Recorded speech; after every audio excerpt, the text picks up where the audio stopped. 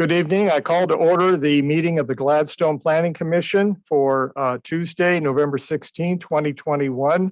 It's a little after 6:30 p.m. I apologize for the late start. We had another required meeting regarding severely rent burdened annual public meeting that preceded this one. Tonight on our agenda, well, let me say this. The city of Gladstone is abiding by social distancing requirements during the coronavirus pandemic. Members of the Planning Commission, for the first time in over a year, well over a year, are meeting in the City Council chambers.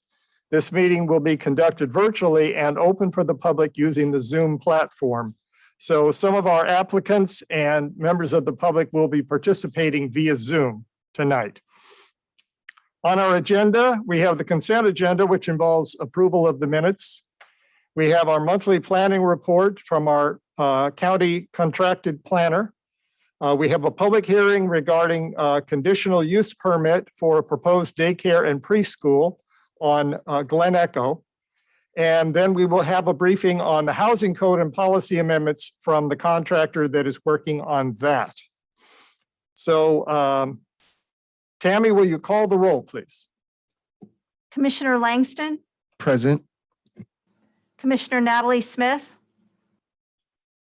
Commissioner Labonte, Present. Commissioner Poole, Commissioner Poole. Yeah, I'm present. Thank you. Commissioner Mercero, Here. Commissioner Pat Smith, Here. Chair Milch. Present. Commissioner Natalie Smith apologized. She had a cold tonight. We send her best wishes for a quick recovery. Let's stand for the salute to the flag. I pledge allegiance to the flag of the United States of America and to the republic for which it stands, one nation, under God, indivisible, with liberty and justice for all.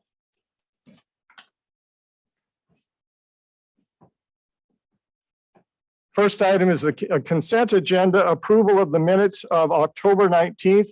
Have you had an opportunity to review the minutes, and are there any additions or corrections?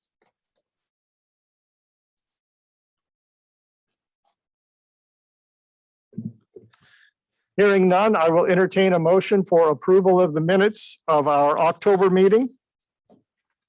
I'll make a motion to approve the meeting minutes from October 19th. I'll second that. All right, a motion has been made by Commissioner Langston, seconded by Commissioner Mercero. All those in favor say aye. Aye. Aye. Any opposed? The minutes are approved. Now it's time for the planner's report. Joy Fields. Hello. So the October monthly report includes 41 phone calls and emails, one building permit with land use review, 2 pre-application conferences, and 1 administrative decision.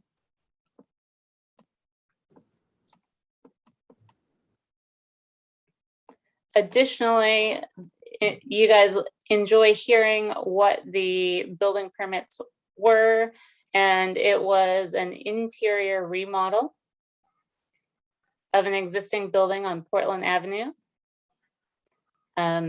You may recognize that address as the fire department. There was also cell tower equipment modification on an existing cell tower. That was the 1 land use application. They were replacing existing antenna array on the cell tower and adding a few little pieces to the existing structure at the top of the tower. And then there was a zoning verification request for a property on McLaughlin Boulevard. The pre-application conferences that were held included the Gladstone Library. And then there was a potential subdivision in the Clackamas County jurisdiction that included a parcel in Gladstone The parcel in Gladstone is part of a legal lot of record with the tax parcels on the Clackamas County side. And so the pre-application conference was less about our code and more about the Clackamas County code, because the piece in Gladstone will not be divided. It will be combined with one of the other pieces on the Clackamas County side. So it is not a partition in Gladstone, but it impacts a piece of property in Gladstone. Are there any questions about the monthly report?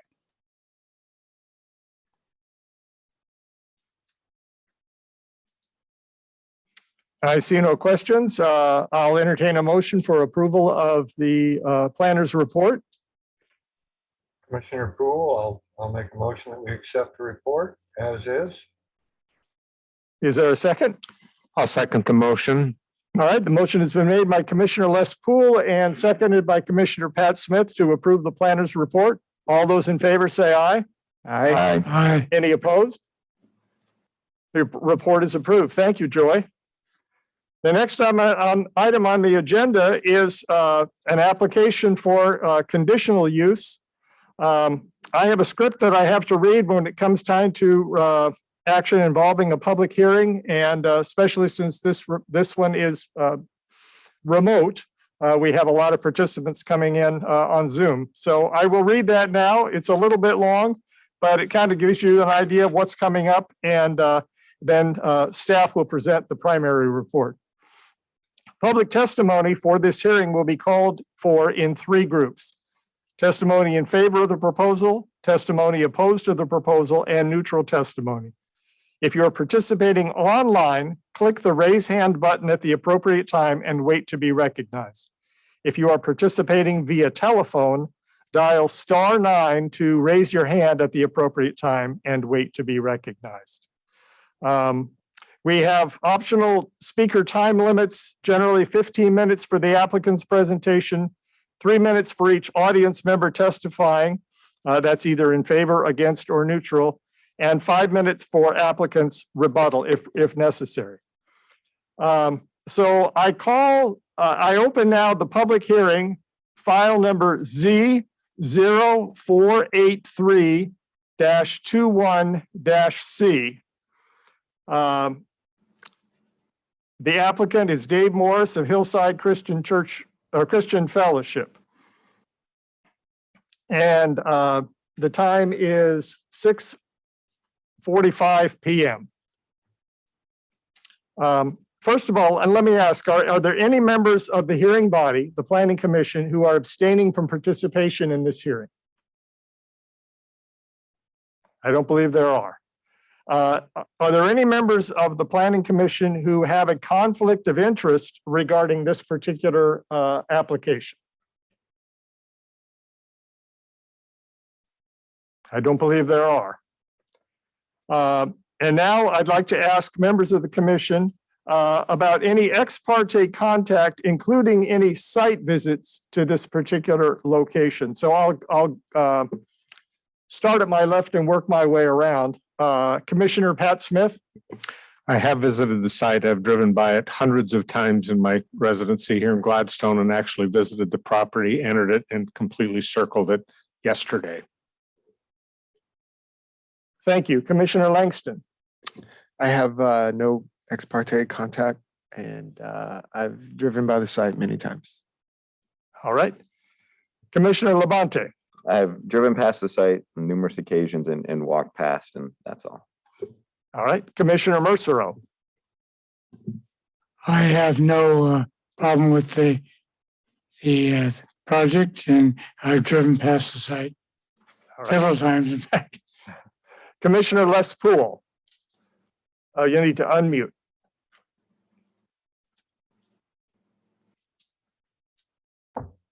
I've got 4 different Zoom formats and every one of them's got the buttons in a different place. I apologize. I don't have any and haven't had any ex parte contacts. I'm familiar with the property, and I actually went inside and took a look at it when it was vacant a year ago. So I live about half a mile or 3/4 of a mile away. So like others, I'm real familiar with it. That was a question I had for you. Were you one among those who lived close enough to have received a letter regarding this application? No, I wasn't. Okay, I think but it's if- 250 feet and you said about 1/4 mile, so you are outside the limit. I just trying to eyeball that and figure out, okay. And Yeah, it's probably more like 1/3 of a mile, but you drive by all the time, and I don't think I have any. Not that you're suggesting it, but I don't think I have any bias here or any. I'm not affected by the decision. no, I was just curious about how far that reach was. Okay, this is Commissioner Milch. I have had no ex parte communication regarding this. I do drive by it frequently, and like Commissioner Pat Smith, I drove through the parking lot to sort of eyeball the traffic pattern since that was one of the issues being brought up in the application. So, all right. Is there anyone participating online who would like to challenge the participation of any member of the Planning Commission tonight? Tammy, are you seeing I'm any? seeing no hands raised. All right. Well, I assume then that all members of the commission are able to participate fully in this hearing. So let me make some statements about testifying at the hearing. If you testify, you must raise all issues you wish to address at this hearing. If your issue is not raised at this hearing, it cannot be raised later in any appeal. Speaking of appeal, any decision we make tonight could be appealed to the city council.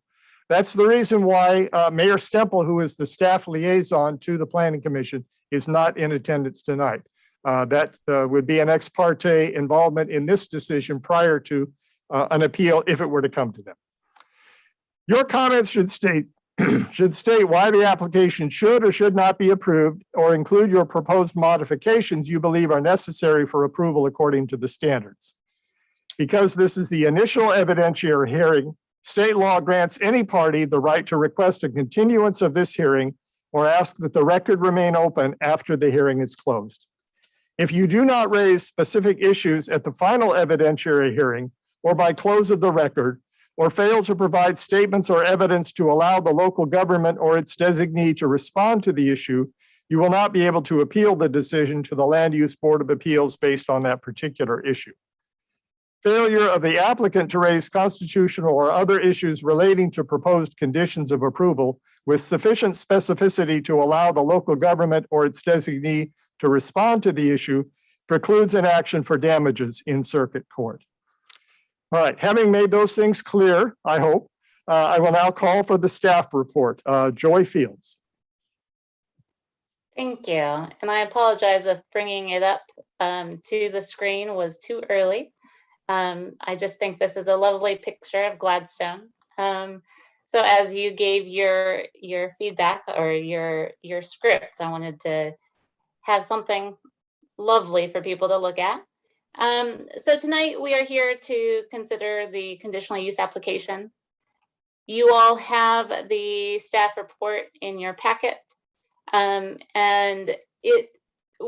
tonight we will go over the project overview. We will look specifically at the conditional use criteria in the Gladstone Municipal Code, and we will look at the next steps. The location is on Glen Echo in the R7.2 single family residential zoning district. It is about 1,000 feet from the intersection with Portland Avenue and about 1,400 feet from the intersection with Oakfield. So it is almost in the middle of that section of Glen Echo between Portland and Oakfield.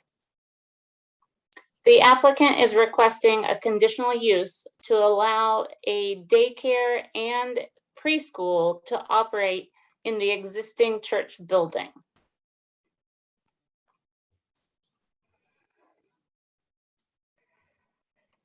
The R7.2 zoning district allows daycares and preschools as a conditional use. It is identified in the code as a conditional use. In the code, preschools are called nursery schools.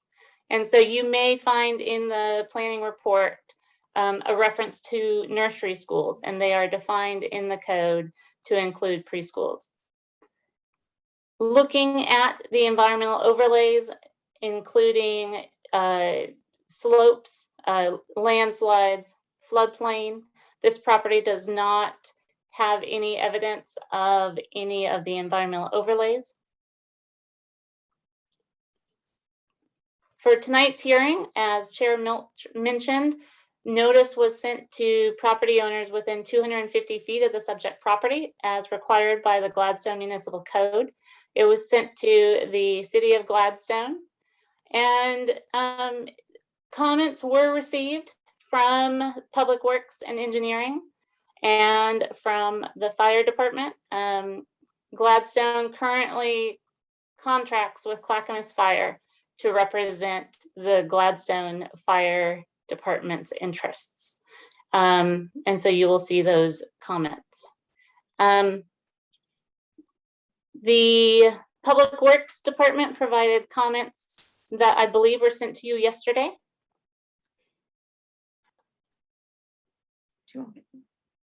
That's correct. We received an email with those comments. Great. And so I am glad that that came through to you all. So the church and associated buildings that have been on the site for about 50 years are a conditional use allowed in the R 7.2 zoning district. The changing of the use, that is, that building has not been used as a daycare or a preschool in more than 12 months. And so by proposing to use it for those uses, it's a changing of use on that property. However, design review is not required because the uses that are being proposed do not require more parking than what is currently provided for by the church use. So tonight we are only looking at the use from a conditional use perspective. And so we will be looking at the community or at the daycare center use and the school and associated buildings use. In the R 7.2 zoning district, the dimensional standards identify additional uses that are not single family residences to require a minimum lot area of 7,200 square feet. The subject property is about 2 acres, so it exceeds that minimum lot area. The authorization to grant or deny a conditional use application lies with the Planning Commission. And it is dependent on the Planning Commission reviewing these criteria to determine if the use can be approved. And they include that it is listed as a conditional use in the underlying zoning district, that it is suitable for the proposed site, considering the size, shape, location, topography, existence of improvements, and natural features. So this aerial image showing the existing building with the grassy area in the front and to the southwest, the large parking area, the previously approved detached school buildings that are no longer used for school purposes, and the wooded area near the rear of the property are all aspects that come into play in this application. And we will look at those when we look at the conditions of approval, as well as the standards for daycare and preschool. Because the standards for the daycare and the preschool include outdoor play area. And the applicant was proposing an area right adjacent to the the building. And while that met the requirements for the daycare center, the play area would have to be expanded to meet the size requirements of 100 square feet for each student that would be attending the preschool. So when we're considering the daycare center and the preschool, we're looking at traffic flow, we're looking at safety, we're looking at, does it have the outside play area, and is it suitable for this location?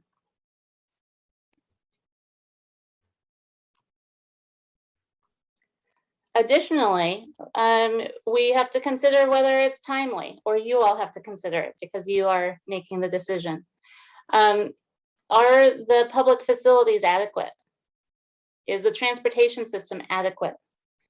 Are the services that currently serve the existing building adequate for the intensity of a daycare center and preschool? The proposal is for a total of 50 students being served by the daycare and the preschool combined. And so is the water and sewer suitable for the addition of 50 students? Those services, the water and sewer, were used at this existing location for a previous school use. Back in the early 2000s, I believe it was 2007, if I remember correctly from the staff report, this site was approved for a preschool center that would serve, or a school facility that would serve up to 300 students. At that time, the site was more than twice as large, but the services serving the site are the same, because the area to the southwest that was turned into a 10-lot subdivision was not served by what it served. The purpose for the previous school use was a playground. And so there is no water or sewer serving the playground. And so the current public facilities, such as the water and sewer, are what was there for the previous use as a school. But as public facilities age, it is important to know that they're sufficient to meet the current proposed use. And so you will see in the staff report recommended special conditions of approval that address that. The transportation system is also something to consider, and the adequacy of the transportation system for the proposed use. And the applicant provided a letter describing their anticipated use. And they anticipate about 205 trips per day with a staggered time of the daycare and preschool. And so the Planning Commission gets to consider whether that transportation system of Glen Echo is suitable for that traffic.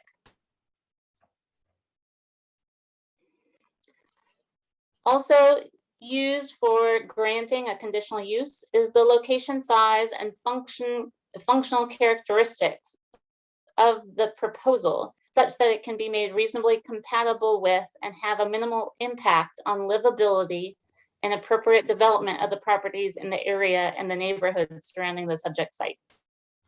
So is this proposed use compatible with the residential neighborhoods surrounding the site? The subdivision to the northeast, the subdivision to the southeast, and at the rear of the property, as well as across the road from Glen Echo.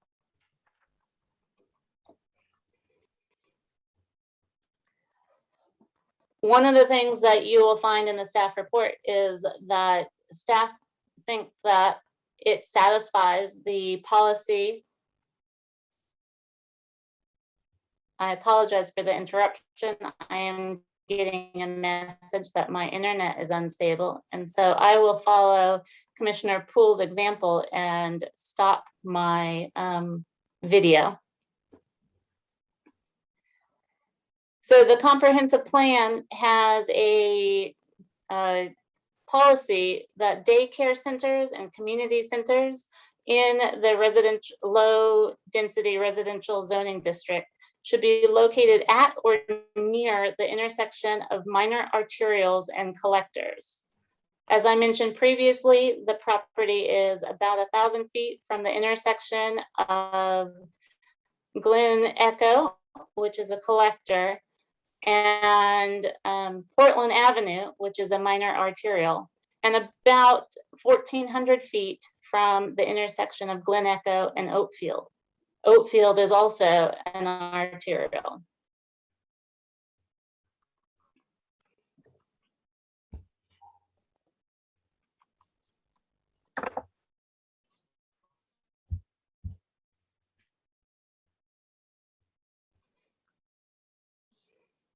Okay. Commissioner Poole, do you have a specific question about the distance? Yeah, I was just trying to visualize that is at the bottom of the little hill there. And so that street that's there, I couldn't really tell, and maybe I'm getting in the weeds, but that's like Tryon Street there with the new homes on it.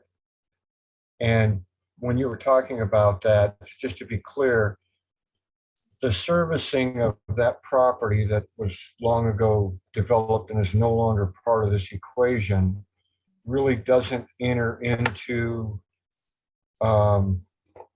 this decision specifically, except in a larger context. In other words, am I making sense? I'm a little confused about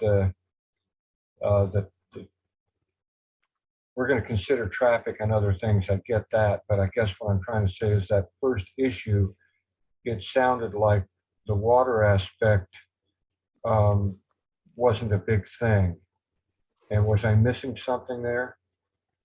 I don't believe you are missing anything. Okay, it makes sense. I just didn't want to get down the road and find out I'm mistaken.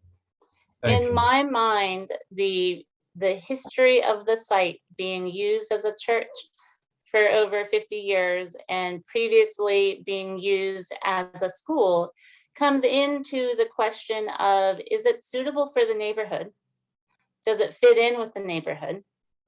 The neighborhood has had that use in the past, but the configuration of the lot was different.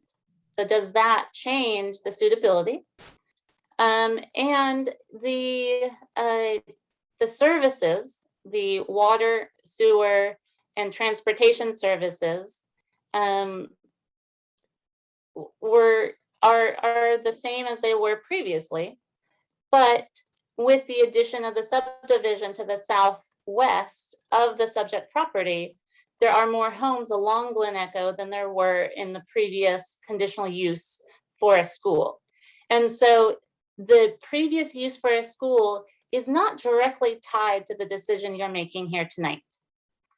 It is a piece of the information that can be used to consider what you're looking at, but because the site is half the size as it was, because the student body that the applicant is proposing to serve is a total of 50 students instead of a total of 300 students, the use is very different. And so the previous history of the site may help you with a couple of the questions, but does not have specific bearing on the proposal, except from a historical standpoint. Does that help? That was perfect. You better stop while you're ahead. Okay, yeah, I know. Thank you. That was perfect. Great. So the transportation system plan that the city of Gladstone adopted in 2017 shows the pedestrian plan projects that are in Gladstone. And I highlight it because of the special conditions of approval as well as the suitability of the infrastructure. Again, the transportation network includes cars, but it also includes pedestrians. And so currently, is the transportation system adequate to serve the use from a pedestrian standpoint and a road standpoint? Looking at the application, I proposed after talking with the Public Works Department, I propose a special condition of approval that includes sidewalks and the construction of sidewalks for the safety of the students who are walking to the preschool and the daycare center, as well as the safety of the residents of Gladstone who may be walking along Glen Echo as the traffic along Glen Echo may increase during drop-off or pickup times for the daycare and preschool center. As I mentioned, the Gladstone Municipal Code has a couple of specific standards for schools and daycare centers. Nursery schools shall provide and maintain at least 100 square feet of outdoor play area per child, and shall have a site obscuring fence at least 4 feet high, but no more than 6 feet in height to separate the play area from abutting lots. This comes into play as far as the proposal included a small outdoor play area right adjacent to the building, but that area will need to be increased to meet this specific standard.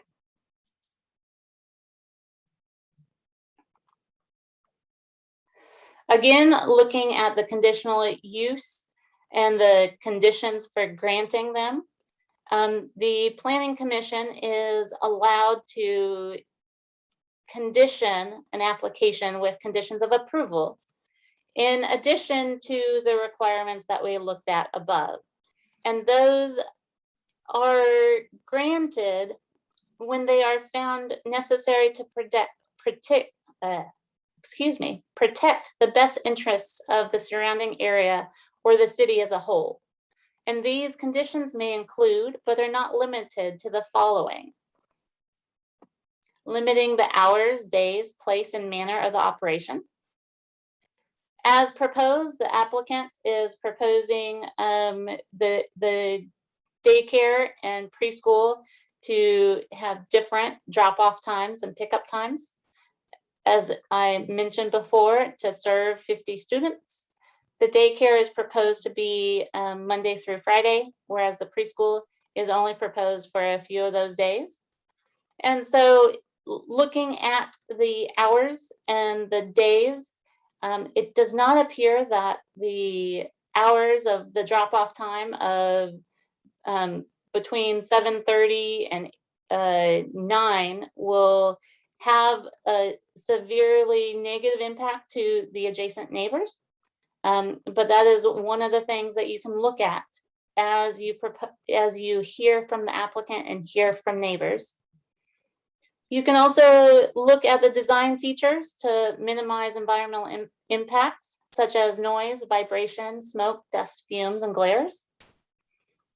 Now, the applicant is not proposing to modify the exterior of the building for this use. There is no proposed addition or modification to the footprint of the building.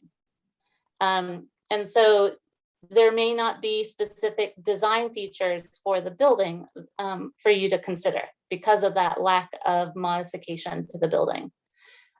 Requiring increased setbacks, lot area, lot depth, or lot width. Again, the building is existing. So these setbacks and lot area and lot depth may not be applicable to this application, and staff did not find that it was applicable.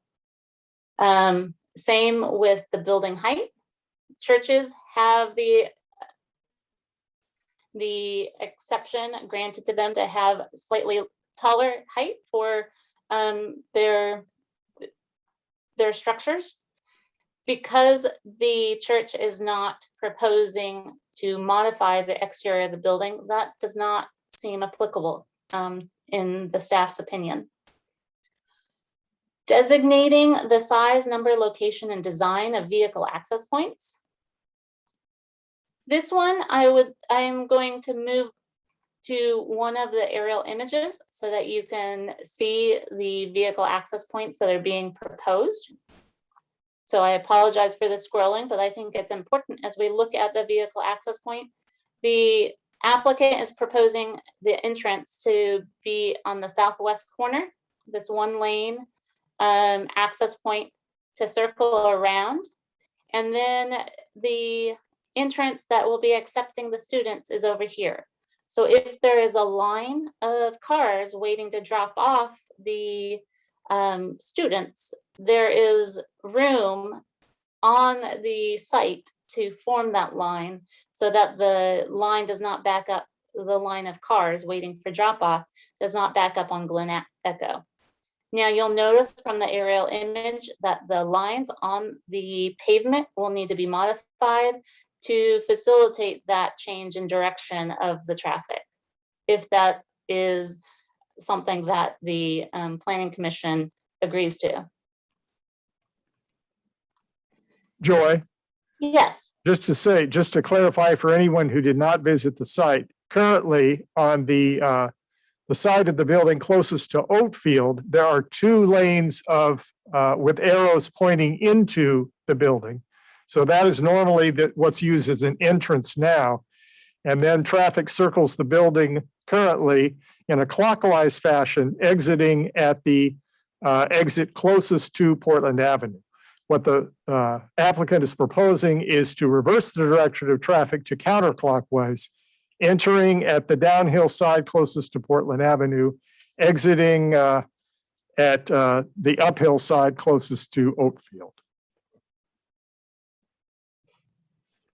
Thank you for clarifying that, Chair Milch. That is what was discussed in the application.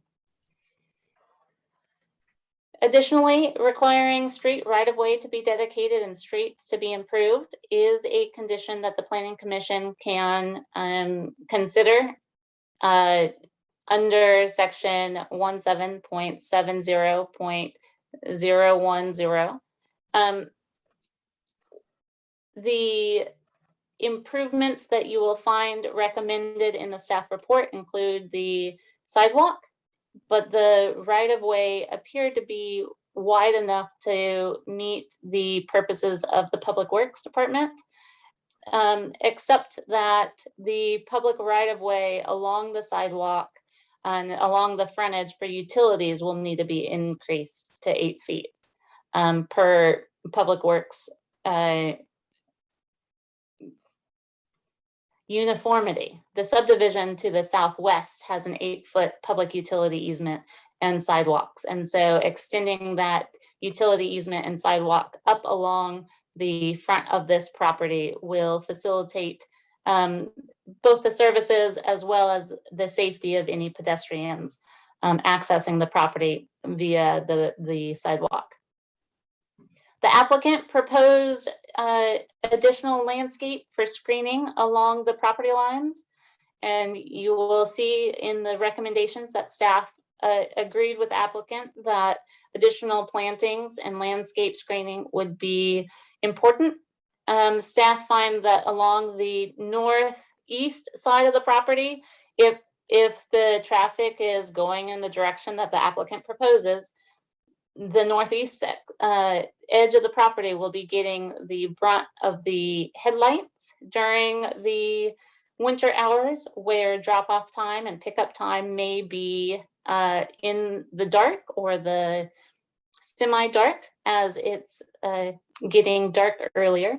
And so screening with landscaping will be important to reduce that off-site light and as well as noise from the use.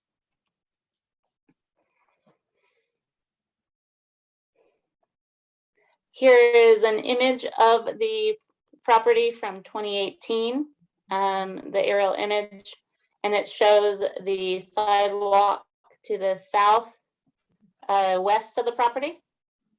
And it shows a sign. A sign was not included in the land use application, and you'll notice that staff recommend a condition of approval be that if they propose to modify the sign, they will submit a land use application for a sign to be reviewed against the Gladstone Municipal Code at the time that they modify their sign. Gladstone has current requirements for lighting.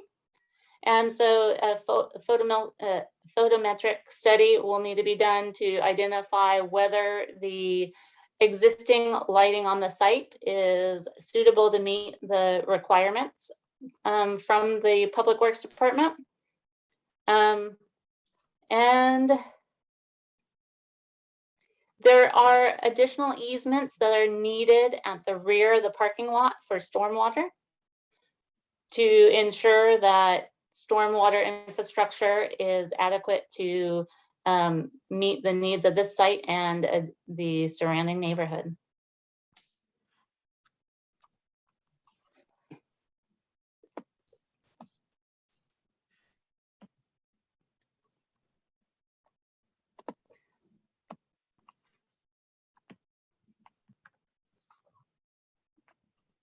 So in the staff report, you will find special conditions of approval for landscaping, signage, lighting, ADA access, sidewalks, water, sanitary sewer, easements, outdoor play area, licenses. Licenses was specifically from the Gladstone Municipal Code for daycare centers. Licenses are required if they're required by the state. And so that is why that is a special condition of approval. The construction plans and pre-construction conference is a normal special condition of approval that you see on most of your land use hearings and staff reports. However, for this one, it is because of the site improvements that are necessary to meet the Gladstone Public Works standards, as well as the conditions of approval outlined in the Gladstone Municipal Code. The sidewalk improvements, that will require a right-of-way permit from the city, and those construction plans will need to be presented to the city to ensure that the drainage of the sidewalk is adequate and that it meets their requirements. And then the parking lot, the modification of the parking lot spaces and movement of the traffic within the parking lot will be needed to match what is being proposed and to reduce the backup of traffic on Glen Echo. And with that, I am complete with my presentation and am happy to answer questions if you have any, or you can move on with the public hearing. Joy, will the applicant himself be making a report tonight? And Tammy, do you happen to know that? I am not seeing either Randall Sanford or David Morris online. Do you know if they will be attending, or if they're in the audience, if they could raise their hand and I could let you know? I thought they had planned on attending, but I also do not see them in the audience. It is not a requirement of the code to have them present, but if they are one of the call-in listeners or one of the other participants, now is a great time for them to provide any presentation. I will say that their application was very thorough, and that your consultation with them resulting in your report certainly helped provide us the information that we'll need. So if they're not able to be here, I think we can proceed. So let me ask now, are there any members of the Planning Commission who have questions or comments regarding the report that our planner has given us on this application? The only question I've got is there was discussion about the daycare and the preschool and the number of people being 50, 30 of one, 20 of the other. And Joy noted the need of 100 square feet per child in this case, which come up to 5,000. And the only numbers I saw in the report were 1282 and 3,000, which doesn't still meet the requirement, it would appear. And I was just curious what the plan was to in fact deal with that. All right, so Space- Joy, is the size requirement of the play area determined by the larger of the two enrollment figures? So it's 30 times 100? The daycare center use does not have a playground size requirement. And so a playground that is sized to meet the preschool attendees of 30 would be adequate to also serve the daycare if they have staggered time outside. And so the preschool use in the Gladstone Municipal Code is where the 100 square feet per participant comes from. And that is per preschool participant. And so that is why in the staff report, you saw the need for 3,000 square feet of outdoor play space. Commissioner Mercer, does that answer your question? Is the space that was shown next to the building, is that large enough for the 3,000 square feet? No, I that is assumed it why wasn't. it is the space shown on the proposal was not adequate. And that is why there is a special condition of approval to meet the play area requirements of 3,000 square feet. Okay, have they agreed to deal with that? 3,000 square feet, where to put it? I discussed it with the applicant because the way that the play area has to be screened by a 4-foot fence, that fence cannot be in front of the building because the Gladstone Code has a limitation of fences of 3 feet when they are in front of the main line of the building. And so the applicant went out and measured the grassy area.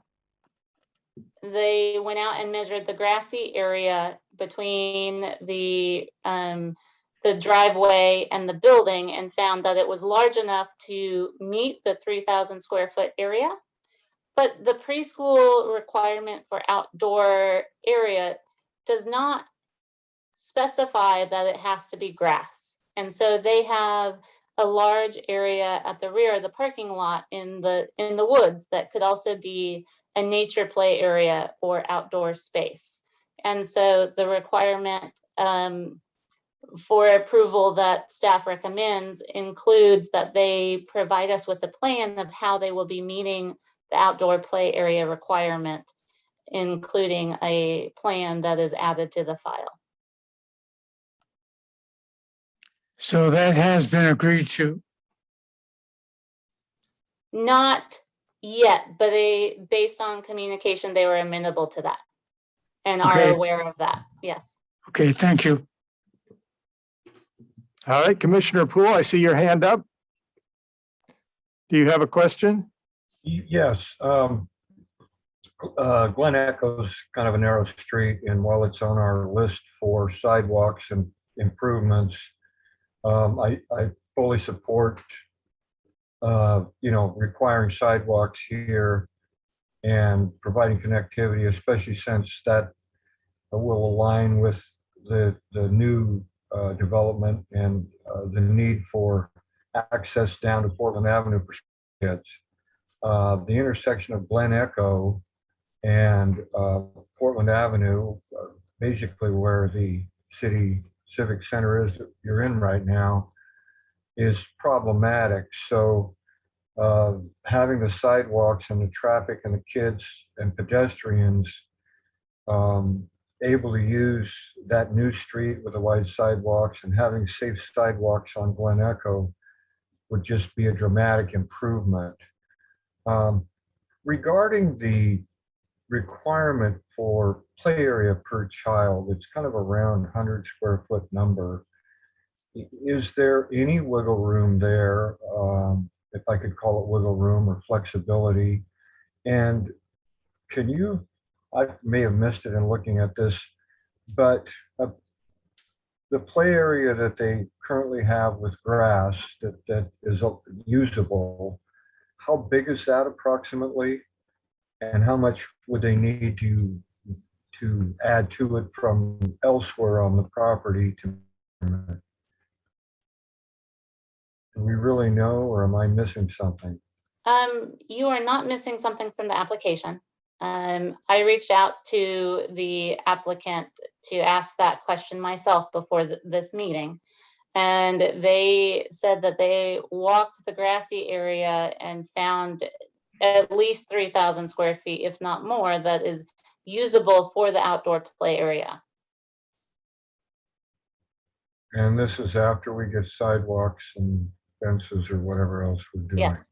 Okay, okay. Because it was a little confusing. I got it. Okay. That will, of course, be confirmed by the plan that they submit. My other question slash comment is, it doesn't show real well in the image, but the buildings in the back, you gave them a very specific description, but those are office type buildings or nice manufactured structures. They're not going to move or change them. They'll be there in the future, it looks like. Their proposal did not include. Okay. Yeah, they've been there a long time, but I just, as we're looking at this thing, I wanted to just make sure that something wasn't going to change there. Okay, good. Thank you. Just for information and for people that aren't aware, those two buildings in the back that Commissioner Poole referred to that are beyond the parking lot, the building on the left is currently being used as the site for the Gladstone food pantry. And I believe also maybe the food or the clothing distribution area is also in one of those buildings. So that facility had been at the Gladstone High School further down the hill. And about a year ago, it was moved up to this church site. So that's another part of this facility that's providing a service to the community. But it's not affected by this particular proposed use. Other questions from commissioners? I had one more real quickly that almost got past me, and that is, I see the times and the proposals for, when the different students would be in school. And the only concern I have is that, especially with COVID, there's a large number of drivers that are leaving and picking up students at the high school when it lets out. And there's it's a fairly short time frame, but there is a rush on that road. And the intersection at Glen Echo at the top of the hill at Oatfield, it backs up pretty good. So I don't think this is going to make a big conflict unless for some reason we're letting, 30 kids out, 40 kids out, and they're all being driven. And it happens, during that 15, 20 minutes when the high school is the traffic there is rocking and rolling. I'm sure they've thought about it, but if they haven't, that traffic consideration is really, in fact, traffic considerations are really the only sticking point I see in any of this so far. I don't see any other real flags here in what I'm seeing and hearing. And I believe we may have a member of the public here tonight that asked about traffic of me, and I provided her with, or provided them with a link to the Gladstone Municipal Code so that they could read it, but they may be here tonight as well.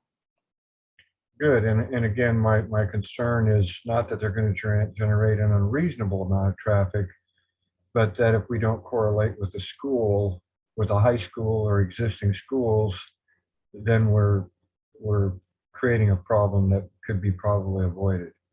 That's great. Well, thank you.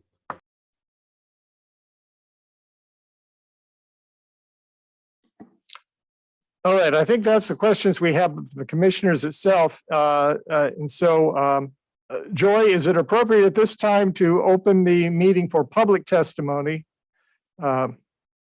Yes. Okay, I will read the script regarding that. Here are the guidelines for those members of the public who wish to speak on regarding this application. Please try to avoid repetition if someone else has already expressed the same thoughts that you have. It is acceptable to state that you agree with the statements of a previous speaker, even if that is all you say. If you have documents, maps, or letters that you wish to have considered by the body, they must be formally placed in the record of this proceeding. To do that, either before or after you speak, email your materials to Tammy Bannock, that's bannock@ci.gladstone.or.us, and staff will make sure your evidence is properly taken care of. If you do not wish to speak but still want to submit written testimony, you may also email those materials to the same email address. As a reminder, testimony for this public hearing will be called for in 3 groups: testimony in favor of the proposal, testimony opposed to the proposal, and neutral testimony. If you are participating online, click the raise hand button at the appropriate time and wait to be recognized. If you are participating via telephone, dial *9 to raise your hand at the appropriate time and wait to be recognized. Tammy Bannock, are you aware that we have testimony from the public? Yes, Are we there people do. waiting? Okay. Yes, we do. And I will unmute Claire Coy. All right, Mrs. Coy, let me say that let me call for testimony in favor of the proposal first. That's the order I indicated I would be doing that. So I don't know if Mrs. Coy is in favor or opposed. Are there people present who are in favor of the proposal and would like to speak?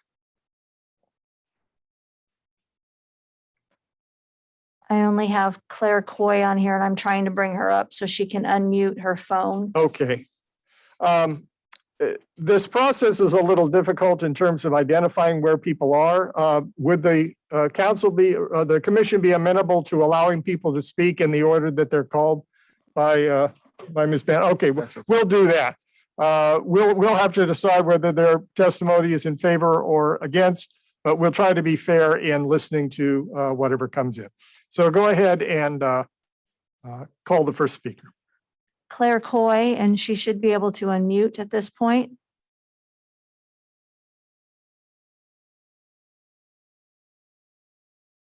Claire, are you there?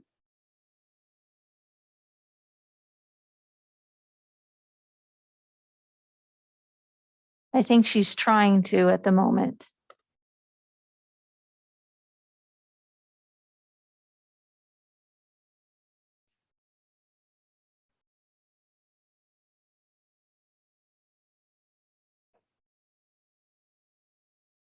For her to unmute her phone, what was this? It was *9.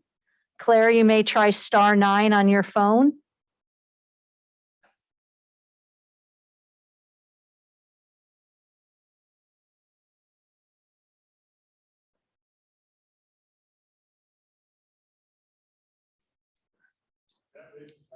Okay.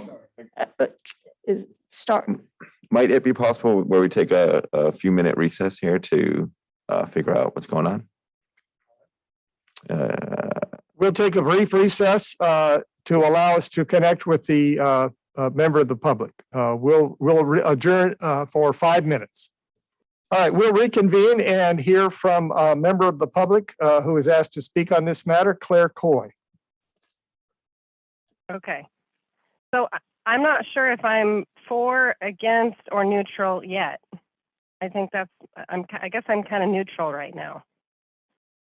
So am I in the right place to talk? You are. We're going to suspend the order of speaking and just hear people in the order that they come available. So share with us your thoughts and concerns, and we will hear that testimony and the testimony of others as well. Okay. So my biggest concern about the new proposed daycare preschool is the amount of increased traffic it will bring to our road during the same times as the high school, whether letting out for lunch or getting out of school. We're very close to the high school. We are across the street from the proposed daycare. And so we do get all the traffic from the high school already. With the increase in traffic, there will be increased speeding, which is not a concern to our local police department, which I'll illustrate next. I recently did a traffic study in front of our home with one of the radar guns provided by the Gladstone Police Department.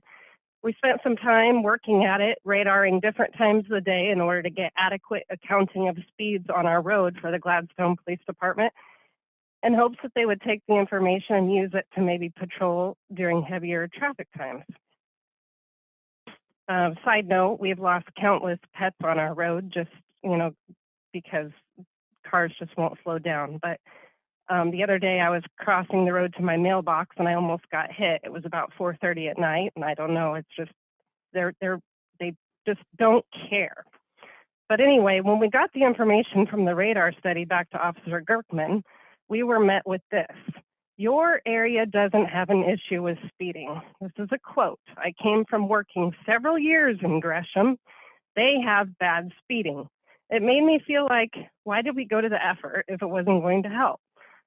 Also, the cars are speeding, as proven through our study. Lastly, I don't live in Gresham. I live here in Gladstone, and I expect laws to be enforced. I was told by Joy Fields with Clackamas County Planning and Zoning, speed limits here are set by who manages the roads. She said it's likely a combination of the city of Gladstone and the county engineering division, since it's a county road inside city limits. She also said traffic impact analysis is not required by conditional use application in Gladstone Municipal Code. However, she did say that the Planning Commission is able to require conditions of approval in regards to potential impacts, such as traffic, noise, and other items, Chapter 17.70.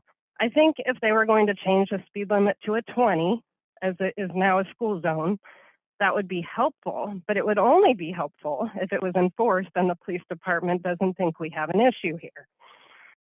So I read in the application also that they need to increase the available outdoor play area by quite a bit. I do have a concern for how they're going to increase this area, but still have enough room for that many cars to drop off and pick up without overflowing onto Glen Echo, causing bad backups when you have all the traffic from the high school and stuff too.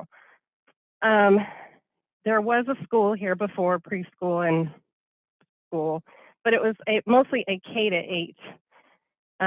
So it's a different use. It was kindergarten to 8th grade with a handful of preschoolers. So not as much come and go. And now we have the whole new housing development as well to add. But I wonder if it would be possible to ask for a traffic impact analysis as one of the approval conditions. I would be on board with the 20 miles an hour speed limit decrease, but that would be, again, only if the police department were going to actually enforce it. I have talked to some neighbors and they have, similar concerns, but essentially, so it's single lane to enter. And then on the other side, it's 2 lanes to go out. But unless they're going to be using both lanes to exit, which seems very unsafe to me, kids running around, running across one lane of traffic to get to wherever their parent is, it will be a backup. I mean, if you've driven the property, there's not room for 30 cars to be around that building without flowing back. And then I can't really visualize what they're going to do with the cars that park, like for the staff members and that. I can't visualize it. And then as far as using wooded area in the back for the playground, there's huge trees there that'll have to be fallen if that's the case. I mean, there's some things to take into account there. And I do know that if it's going to be a play area, it has to be padded. It has to have, like, whether it be bark chips or whatever. So there would be some real work there if they were going to do that, need to have staff in 2 places and kids in 2 places. And it sounds like kind of they don't quite have all their things ironed out yet. You All right. brought up lighting. It's horrible lighting over there. So there's some things that Thank you for your I testimony. understand that it's only normally 3 minutes, and so I'm at the end, but those were my things, and sidewalks would be huge. That's something I've been talking about for 20 years of living here. Thank you very much. All right. All right. Tammy, do we have other, I have not received any additional requests to speak tonight. all right. Are there any of the other members of the public who may be listening tonight who would like to indicate by raising your hand on your screen or using *9 that you'd like to speak? All right. That appears to conclude the public testimony then. I move that is there a motion to close the public hearing? I'll make a motion to close the public hearing. Is there a second? I'll second it. All right. Motion has been made by Commissioner Langston, seconded by Commissioner Mercero to close the public hearing. All those in favor say aye. Aye. Aye. All opposed? All right. The public hearing is now closed. Let me ask Joy Fields, would you like, the applicant is not here to provide a rebuttal to public testimony. Do you have any comment on any of the issues that were raised, or can you answer any questions that may have come up from the public testimony? The traffic impact analysis is usually requested by the Public Works Director, and they did not request a traffic impact analysis for this application. As Claire mentioned, that is one of the criteria usually related to design review applications. And as I noted at the beginning, this is a conditional use and not a design review. However, you are able to have conditions of approval that you see fit as the Planning Commission. And as noted in the list of potential conditions of approval, those related to traffic are in your purview to request. And so if you feel that a traffic impact analysis would benefit this application and benefit the neighborhood in knowing whether the traffic could be managed adequately on the site, that could be done. We would want to make sure that in addition to the traffic impact analysis, there was a piece for managing the flow of traffic. If the traffic impact analysis showed that there could be potential impact on Glen Echo, how would the applicant then be required to manage that traffic? Would it be a turning lane? Would it be staff in the parking lot guiding cars? How would the Planning Commission like to see that addressed?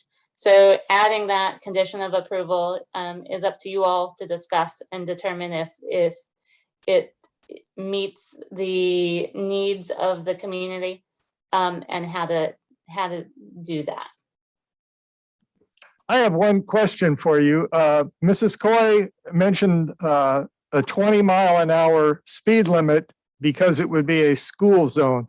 What does a private church-related preschool or daycare center, does it require a 20-mile-an-hour speed limit adjacent to it? Is that considered a school zone for traffic speed purposes? If you know the answer. I am not sure. I do not.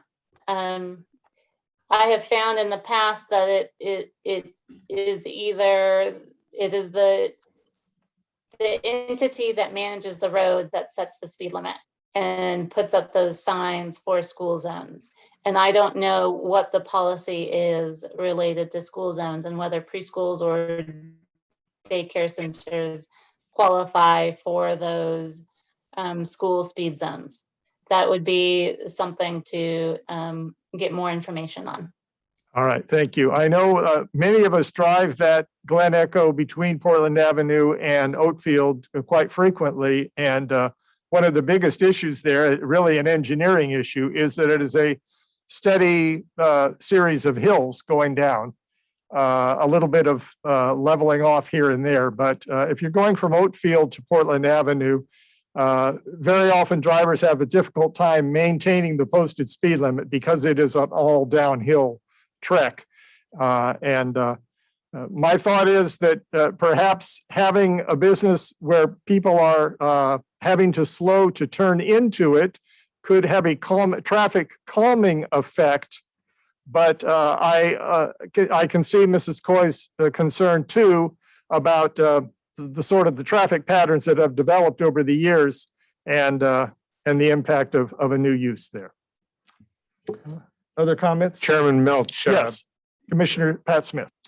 I live close to Webster Road in Charlotte, where there's a daycare center. And there, in my recollection, I don't recall seeing any posting for speed because of that. As you go just south of the daycare center, it's picked up for Cracksburger Junior High. And Mrs. Coy, I'm sure, did a much more thorough study than I'm going to refer to. Mine's completely anecdotal. But I attempted to turn into the parking lot as it's going to be handled currently, or in their proposal. And I was blocked by a Gladstone Police Department officer who was sitting there with a radar gun. And within the last year, a member of my household was actually pulled over for going a little faster on Glen Echo than she should have been. So they do pay attention to it. Maybe not as, and that's not to dismiss Mrs. Coy's concern, but I don't think it's completely forgotten by the police department. Yeah, if I could add that, typically a school zone, is in Oregon, 5-year-old and up, you're in school. And when you get into daycare, they're typically, obviously they're old enough to walk and their safety is critical, but you're not seeing them walking to and from the school. You're not seeing the 2-year-old walking himself across the sidewalk and those kind of things. So while the type of traffic would typically be parents and very small children, we are going to see more cars than we would have seen with the old school, because the old school, some of the kids walked, and I just don't see preschool kids walking. Not that none of them would, not that their parents wouldn't walk them, but for the most part, most of the pickup and delivery is likely to be by car. And I think the timing of it is more critical than anything, because as I referred to earlier, and as Ms. Coy mentioned, if we've got some overlap, or for lack of a better description, if we're competing with the high school for street presence, it can be problematic. And we all, if you've been down around Putnam High or some of the other schools, not just here in Gladstone, but when it comes pickup time, the kids are anxious, and a lot of times there's just a surge of traffic at one time. And I think that's the biggest consideration here. Thank you, Commissioner Poole. Commissioner Langston? Yeah, I just, while we're kind of close to what the subject she brought up with the traffic control study and Joy out, I was hoping you could maybe explain what a traffic control study would all entail. In my experience, traffic control studies are typically calculations. It doesn't involve someone venturing out to the site to see the actual traffic going on. I understand the concern for wanting to implement that request, but I don't think it would actually do work in the nature that she's probably hoping that someone would see that there is an issue. I think typically it's a calculation. You are correct. It's typically a calculation based on models and modeling. The city in 2017 did complete a transportation study, and I'm sure we could take a look at that, or I'm not sure if we could even pull that up, but I know that Glen Echo was mentioned in there in different ways. I'd be interested to see some more details on that. I Yes. don't recall a speed reduction being part of the analysis, but I could be incorrect in that. I don't recall either. Yeah, that's part of the transportation system plan, which is the overall system for the city. But individual streets where there were recommendations for modifications of speed limits would have been outlined in that study. And I don't recall if this one was or not. The other issue about the traffic pattern is I think at least some of us may be picturing in our head cars turning into the parking lot, lining up within the parking lot, and then picking up children at the end before they leave. I suppose there's also the possibility that some families will come into the parking lot, park their car, walk to the entrance, take their children back to a parked car, and then leave from there. I don't know what patterns will develop and what families will find to be the most convenient or the safest in their estimation, but those issues are hard to predict. And if I may just mention, I would agree with finding out more information regarding the school zone, if it would qualify for school zone 20-mile-per-hour speed. That'd be important for us to have that information at least. All right, Joy, I have one more question for you. This is a conditional use permit request. Some of our land use applications have a lot to do with dimensions and setbacks and things like that don't really apply here. Is this the first of basically a two-part presentation to this commission, where right now we are asking only to determine whether this use is appropriate for this zone, or are all the conditions related to lighting and landscaping and so on, are they covered under this application only, or will those come to us later when more detailed plans have been approved or developed, excuse me? Thank you for asking that question. I was reminded that I did not go into the next steps as I should have in my presentation earlier, and I apologize for that. This is a conditional use application, and you are looking at the use itself. Because they are not proposing to modify the building or develop the site, they are not going to be required to do a design review application. The placement of playground equipment and the maintenance of landscaping and fencing doesn't trigger design review. And so if they were going to tear up their parking lot and change the modify the expanse of it and do an addition and do the sidewalk, then you would be seeing another land use application. However, this is it. For this proposed development, I do not anticipate that you will be seeing another land use application. All right, thank you for that clarification. That means we need to get it right tonight. And then you will need to work, you and the city and the Public Works Department of the city will need to work with the applicant to be sure that all conditions are met if approval is given. Correct. Okay. All right. Do you have a recap and recommendation for us then? Anything additional you need to share? I don't have anything additional.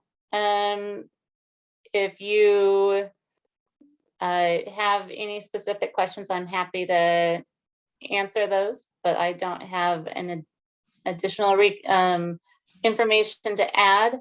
I would say that the special conditions of approval that were recommended in your staff report included landscaping, specifically screening from the adjacent neighborhoods, land use review for any signage, a lighting study, ADA access, to the site and within the site, sidewalk development, a review of the water meter to ensure that it was adequately sized, and if additional water meters or water infrastructure would be needed, addressing those deficiencies.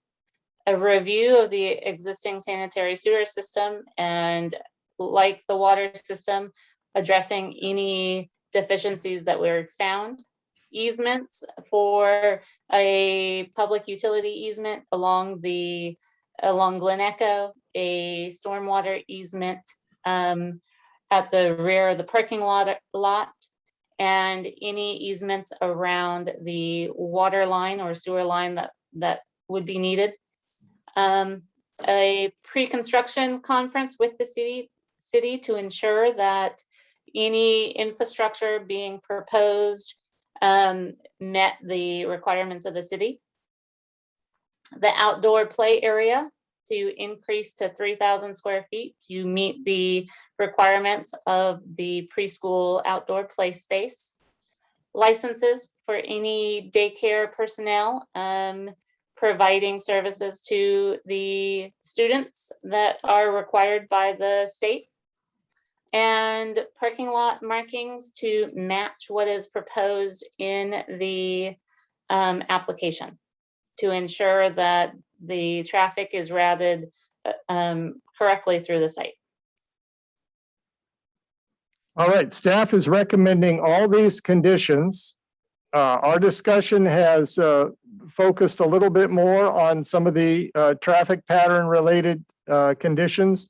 Do any commissioners have any proposed changes to the conditions as they're presented here? Commissioner Smith? I do have a question about the 3,000 square feet play area and using the forested part. By their nature, they are not particularly child safe, and especially after a winter storm where trees may or may not have been cleared of broken branches. This little breeze we had 2 days ago, we had a neighbor across the street who had 2 branches come out, one of substantial size out of their trees. I think that's an inherently unsafe beginning for this area, for the school. And the applicant was not proposing to use that wooded space. That was my attempt to ensure that they had enough outdoor space.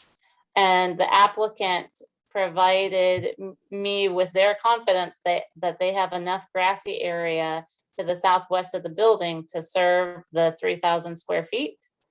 But I wanted to make sure that if they were lacking, that they have ample land to provide outdoor play area elsewhere. But if you would like that not to be considered, that can be removed. That's a personal thing. It's up to the rest of the commission to agree with that. I'm also a little, I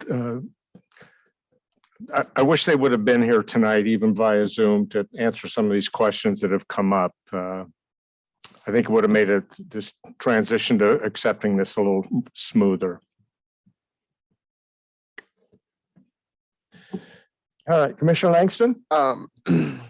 Quick question, if we approve this application with the special conditions, with that outdoor play area being a requirement to submit their formal plan at a later date, would this generate a requirement for an inspection and review of that play area? By planning staff? Yes. I'm sorry, by building inspectors, by the Clackamas County Building Inspection. So I guess I'm understanding this is that they're gonna they presented an application. You are gonna require a resubmission of this application that will include a detailed plan of their outdoor play area, which you would then review. Then they'll go out and make these modifications based on the approved application. Is this a permanent that they'd have to call in and have review of once they've made all these, completed all the work as indicated in the application? I am not sure. I know that the structures that are over 30 inches in height require a building permit if they're more than a certain size. You may be more familiar with the building permit requirements than I am. But I'm not positive that they would be required to have a building permit for a playground. As indicated in your report, on page 3-6, item 10 near the top regarding the outdoor play area, you said the amount of play area will have to be increased. Final plans for the outdoor play area shall be provided to the planning staff for inclusion in the file. So as with any of the other conditions, they have to provide evidence that they have met the condition, and you would be looking for evidence that they were able to do the 3,000 square feet of play area in the grassy area that has been proposed. Is that what is that what you expect to see from them?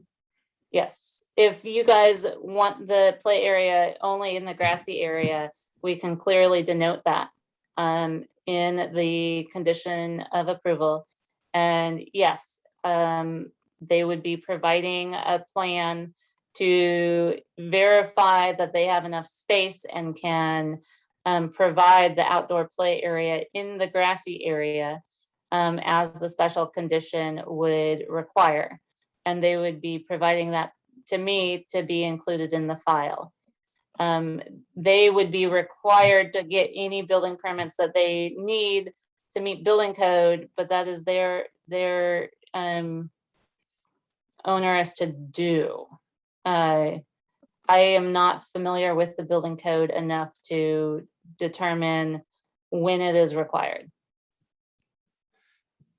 Thank you for that clarification and your question, Michael. That sums it up for me. I would feel confident in Joy's review of the application and their illustration of that play area. And I would imagine that the state would have to review that facility prior to allowing someone going there. So I that kind of nixes any concern I have with that particular matter.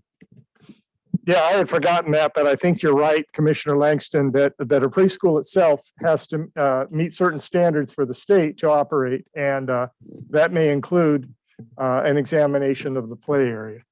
Commissioner Labonte. Thank you. And I'm just wondering, is this playground going to be open for, will public have access to this playground? Is this known, or will it be completely sealed off? With the applicant not here, I wouldn't know the answer to that, but I would be inclined to think that a church would not have it as open to the community just for liability purposes and other things. In their application, they said it would be an asset to the community. The Right. Playground would be an asset to the community. Oh, I stand corrected then. All right.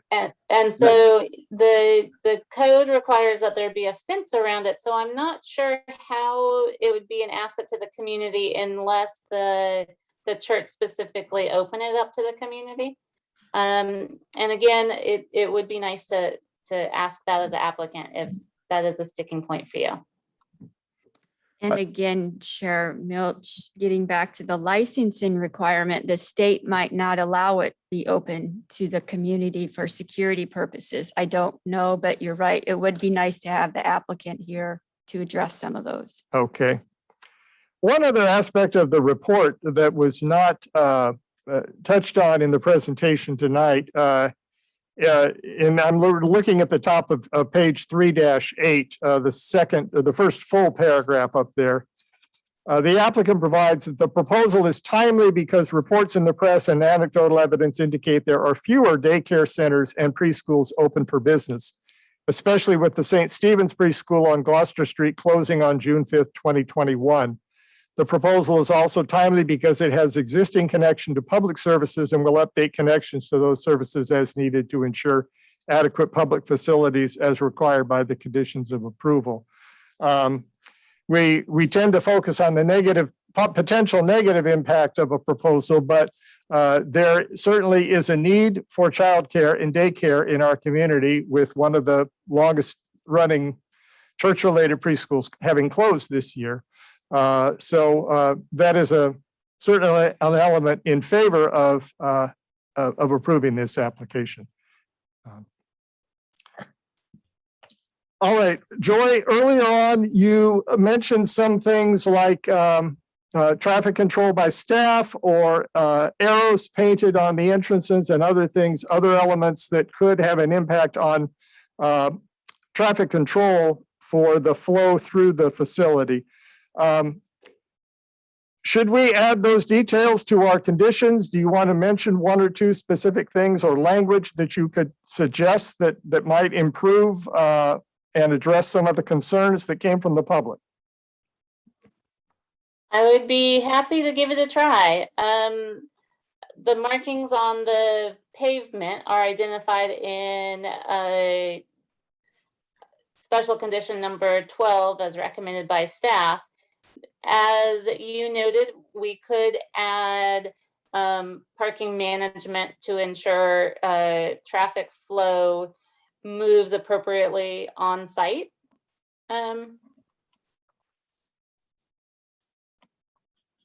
am open to suggestions if you have a different way that you would like to hear that worded as well. If I could, the last part of it I would modify when you talked about a smooth flow, and I would really make it more that the traffic plan, or that does not create undue blockage or inhibit traffic. In other words, we've got to have it flow. So I would prefer to see a little language in there about not causing, what are considered excessive traffic impacts to the street. You got 15 cars lined up out there. That's an excessive impact. Would you accept an addition to that sentence on item number 12, page 3.3-6?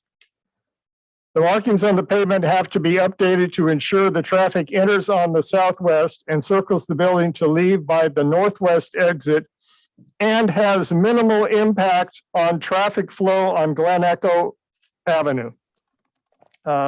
With the addition of those words, improve that condition? What would we mean by minimum impact? If I could, I would say that the word impacts is a little vague, but I like where Chair Milch is going. It's really more about delays, kind of back to what I said, or safety concerns which big delays create. All right, if someone else has some suggested language that would help with that. Joy, you're the most experienced with writing these conditions. I don't want it to be vague in its meaning.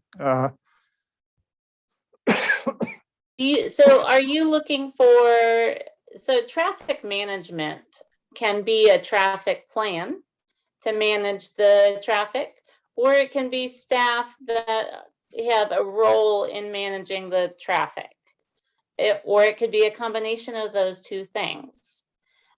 So including traffic management to reduce overflow onto Glen Echo Avenue from during peak periods, or however you want to say it, because this is a very certain times of the day, peak times is really going to make the difference here. The rest of the time this isn't even an issue, I don't think.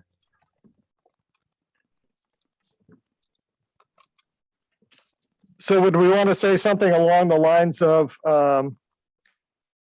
applicant shall submit a traffic management plan to to ensure, and now I can't remember the exact words you were using, but Applicant shall submit a traffic management plan to reduce overflow onto Glen Echo during peak traffic periods. that sounds good. Somebody write that down. I did. All right, very good. Could we, could we just do something as simple as like that it won't be accepted, it's not acceptable for them to stop traffic in any, like the conduct of their business should not facilitate any traffic stoppage on Glen Echo, like as. I think that's our intent. Yeah. I don't know that we can apply a restriction like that as much as it's better to have a condition that calls for them to take affirmative action, which is having a plan. And then that can be reviewed by planning staff. And I think they're in a better position to tell whether that plan is adequate or not. Okay. That's why I like the language that Joy proposed. Okay. Chair Milch, I have a question of you, since you also drove through the property. It's hard to imagine that they can't get 20 or 30 cars in a line off of Glen Echo Road to either pick up or drop off. That's a fairly deep road on both sides with some depth across the back of the building too. And I haven't been in the childcare arena for a number of years, but I do have grandchildren occasionally we handle. And daycare and preschool are two different time slots generally. Daycare, they get there 8:30 in the morning and they're picked up 4:30 to 6 at night. Preschool tends to be a much shorter window. And I don't see all the students leaving and entering at in the same time frame.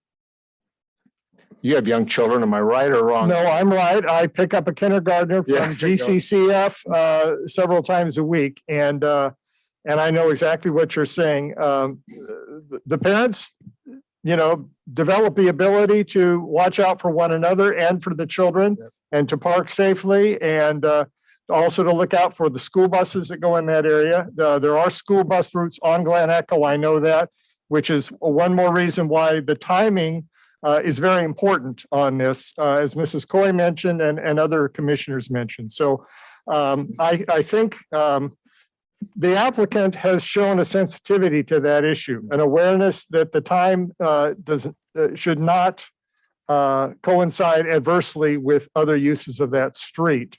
And the community, as Mrs. Coy represented, has ongoing concerns about individuals who don't drive safely there. Again, my feeling was it could have a calming effect on traffic to have a business where people are turning in and out of. It will force cars not to just treat it as a throughway, but to treat it as an area where they need to be careful. We had a long gap of time when we didn't see any school buses on the road.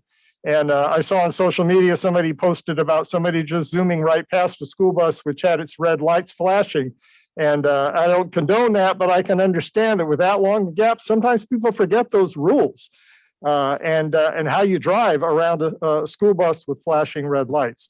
And so I hope that we will kind of get back to an awareness on the part of citizens of appropriate behavior in traffic, especially near a school where there are children present. If I may, we might just to codify it, I think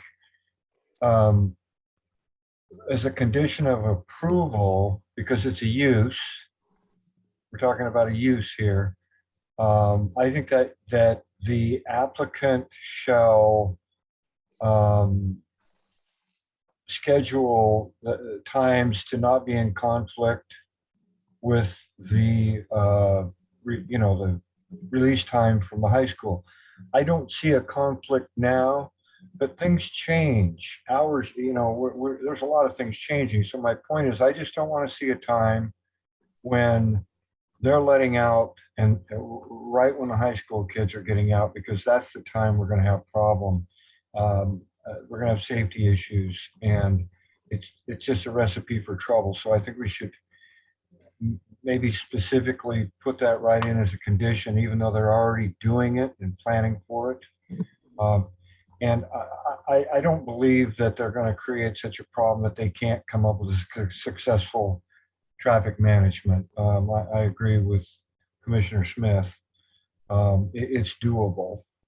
The last thing I would say is that as a school, basically as a school, it is an asset, and I don't believe that's necessarily the criteria here, but having a safe, wonderful place for a preschool,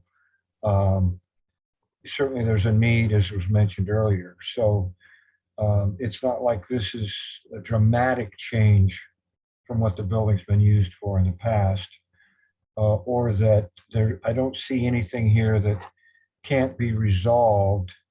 And so I'm really in favor of this. Thank you. All right, thank you, Commissioner Poole. I see lights on two more commissioners. Would you like to speak, Commissioner Mercero? I was just going to say, I agree with Commissioner Pat Smith as far as his thought about the flow that's coming in.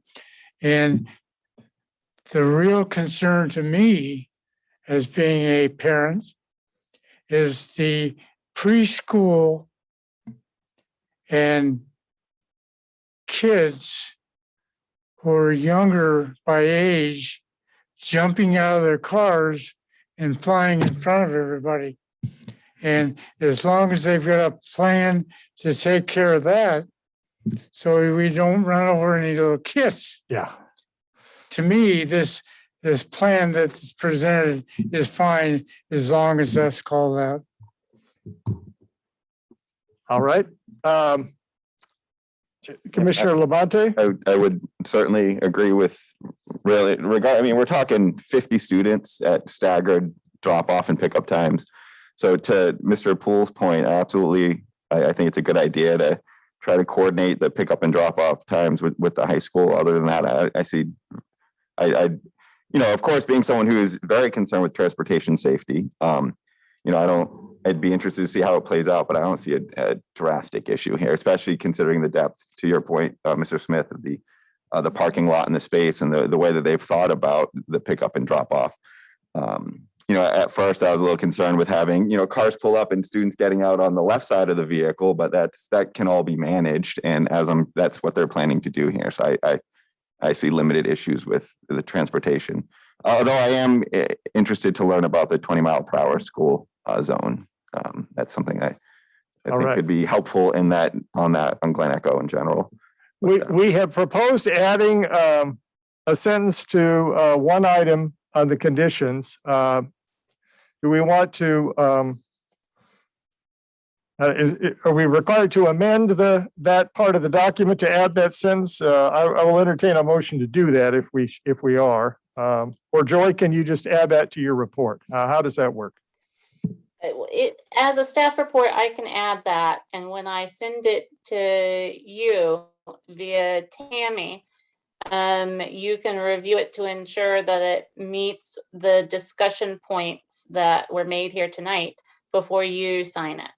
All right, so we will entrust staff with responsibility of adding that sentence to address the concerns that we have on that issue. If there's, is there further discussion before we take a motion to act on this? Yeah, I had one quick clarification or just an issue, and that is I heard about fencing out front and sidewalks and the grassy area, and this isn't going to affect my decision this evening, but if they have a play area that borders the sidewalk or the street right of way, and the street fencing limit is 3 feet, or is that correct? Yes. Because they may run into a situation where for a playground for an approval, and certainly for insurance purposes, that's not going to work, and they're going to need something, a variance or something maybe taller for the portion of the play area along the street. So I'm not sure how the fencing and how that all works, but that could be a stumbling point and something they would need to resolve. Yeah.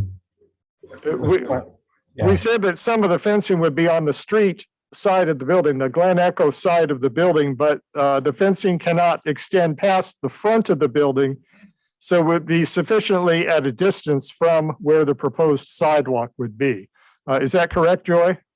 Correct. And how tall, I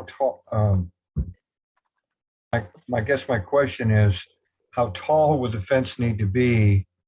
And not trying to get in the weeds, but I'm saying if we have a limit on a fence height on the street on the front, and then part of that up there is going to be in a play area, then we find out for the play area, they have to have a 6 foot or a 4 or 5 foot fence.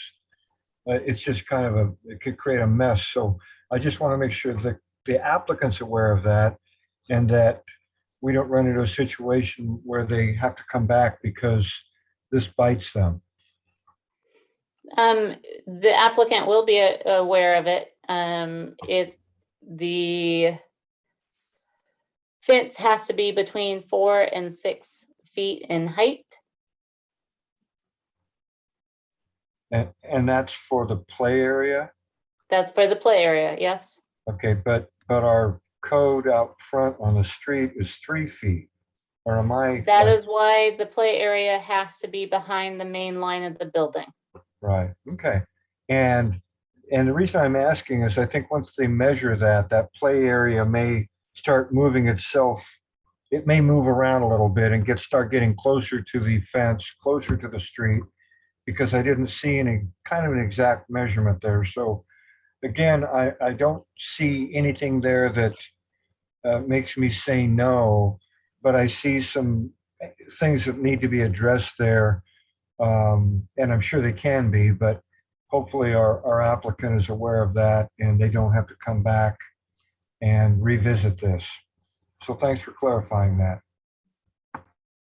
Yeah, I think as Joy indicated earlier, applicant has indicated that it's possible to get 3,000 square feet out of the grassy area with the fenced area not protruding past the front of the building. So if they are able to meet that condition, then the condition will be met.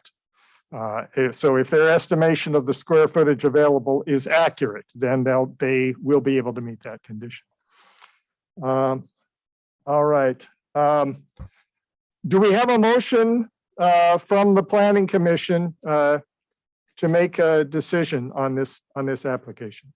Chair Milch, I move that we accept application Z 0483-21-C with amendments to be added by the county's planner. All right. And I second that. We both seconded it. Okay, it has been moved by Commissioner Pat Smith to accept to approve the conditional use permit with modifications to be made by the planner reflecting the discussion that took place tonight over concerns over traffic flow. It's been seconded by Commissioners Langston and Commissioner Poole. Any further discussion from members of the Planning Commission? Will there be an assessment on the trees in the back and dangerous limbs? Like I said, I believe the state will probably come out and review the situation, so. All right. All right, all those in favor of the motion indicate by saying aye. Aye. Any opposed? Hearing no opposed, I believe it was a unanimous vote in favor of the application. Les Poole, you were muted. I didn't get to hear your vote. Did you vote in favor? Yes, I'm in favor. It's All right. unanimous. All right, thank you. All right, so let the record show that it was 6 votes to 0 with Commissioner Natalie Smith being absent. All right, that concludes that particular item. The next item on the agenda is the presentation regarding the code audit process from MIG.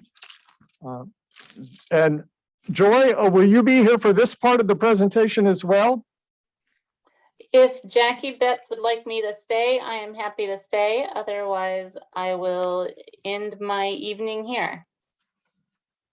It's up to you, Joy. I believe John is going to go over what he went over with the first task force. So I'm not sure if Joy was present for that, but you're welcome to watch this if you want. Okay, I was present for the first task force, so I will bid you all good night. Thank you for bearing with me as my internet went in and out, and I hope you all have a wonderful Thanksgiving. Joy, thank you to you too for all you do for us. We appreciate your being here. Good night. Good night. All right, the next item on the agenda is a briefing on the housing code and policy amendments. John from MIG is here. I see his picture on the screen, and I call on him to make his presentation at this time. All right. Well, thank you, everyone. Good evening, commissioners. Thank you for having me. My name is John Phoenix. I'm a planner and project manager with MIG. We're a consulting firm in Portland, Oregon, and we're helping the city of Gladstone with some important zoning code updates that I'm going to talk a little bit about tonight. I know it's been a little bit of a long night, so I've got a fairly brief presentation. I want to make sure there's time for questions of you all. So that's what I'm here for. So let me first share my screen so we can all see the presentation.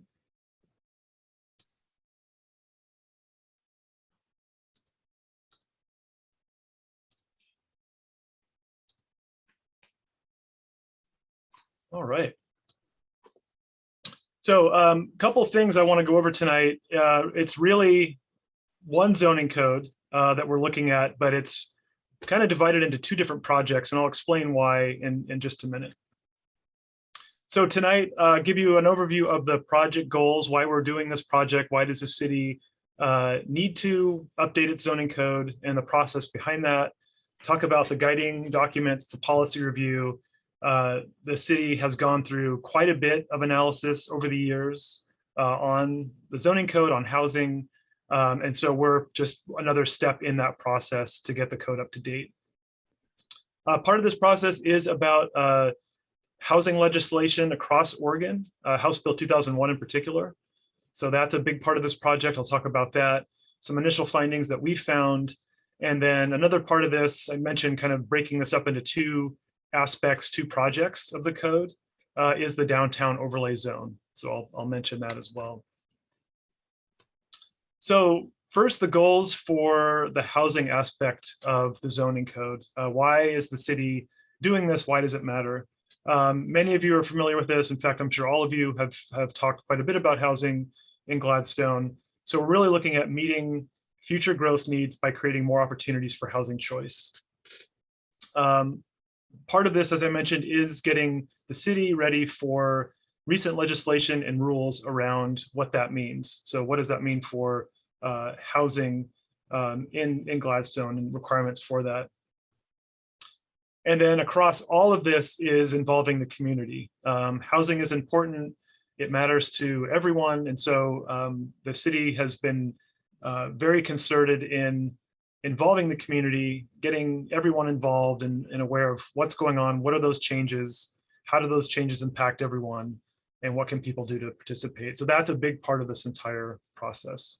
And then the last thing on here is a specific date. And you might be asking why there's such a specific date. And that has to do with the state legislation of House Bill 2001 requiring cities to have an updated compliant zoning code by this date, by June 30th, 2022. So the second part of this is, the first one is housing.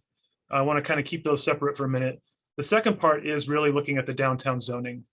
Downtown zoning, based on the downtown revitalization plan, had a lot to do with revitalizing downtown, mixed use development. A big part of that is housing, but it's also more than that. It's commercial uses, it's the design of new buildings, all the design standards that go along with that. And so that's what we're going to be taking a look at as well. The downtown revitalization plan had a lot of great recommendations on how to do that, but it stopped short of actually providing the implementing zoning code to make these recommendations work. So that's also something that we're going to be helping the city with. community engagement and involving decision makers such as yourselves, also part of this process. So I'm going to be talking about what that looks like throughout the presentation. And then as a first step, reviewing and updating any necessary recommendations from the Downtown Revitalization Plan. That plan was adopted in 2017. And it seems like maybe a decade has gone by since then, just these past 2 years in particular, even though it's been only a few years. So we'll be looking at potential recommendations and refinements if needed. So the project process, we've really broken it down into 4 steps, starting over this last summer, evaluating existing conditions, looking at our community engagement strategy. How do we do that? We're in this next step now, actually looking at the code, evaluating what needs to change based on community input and recent rules for middle housing at the statewide level. We've got 2 committees. We've got a technical advisory committee and then a needed housing advisory committee.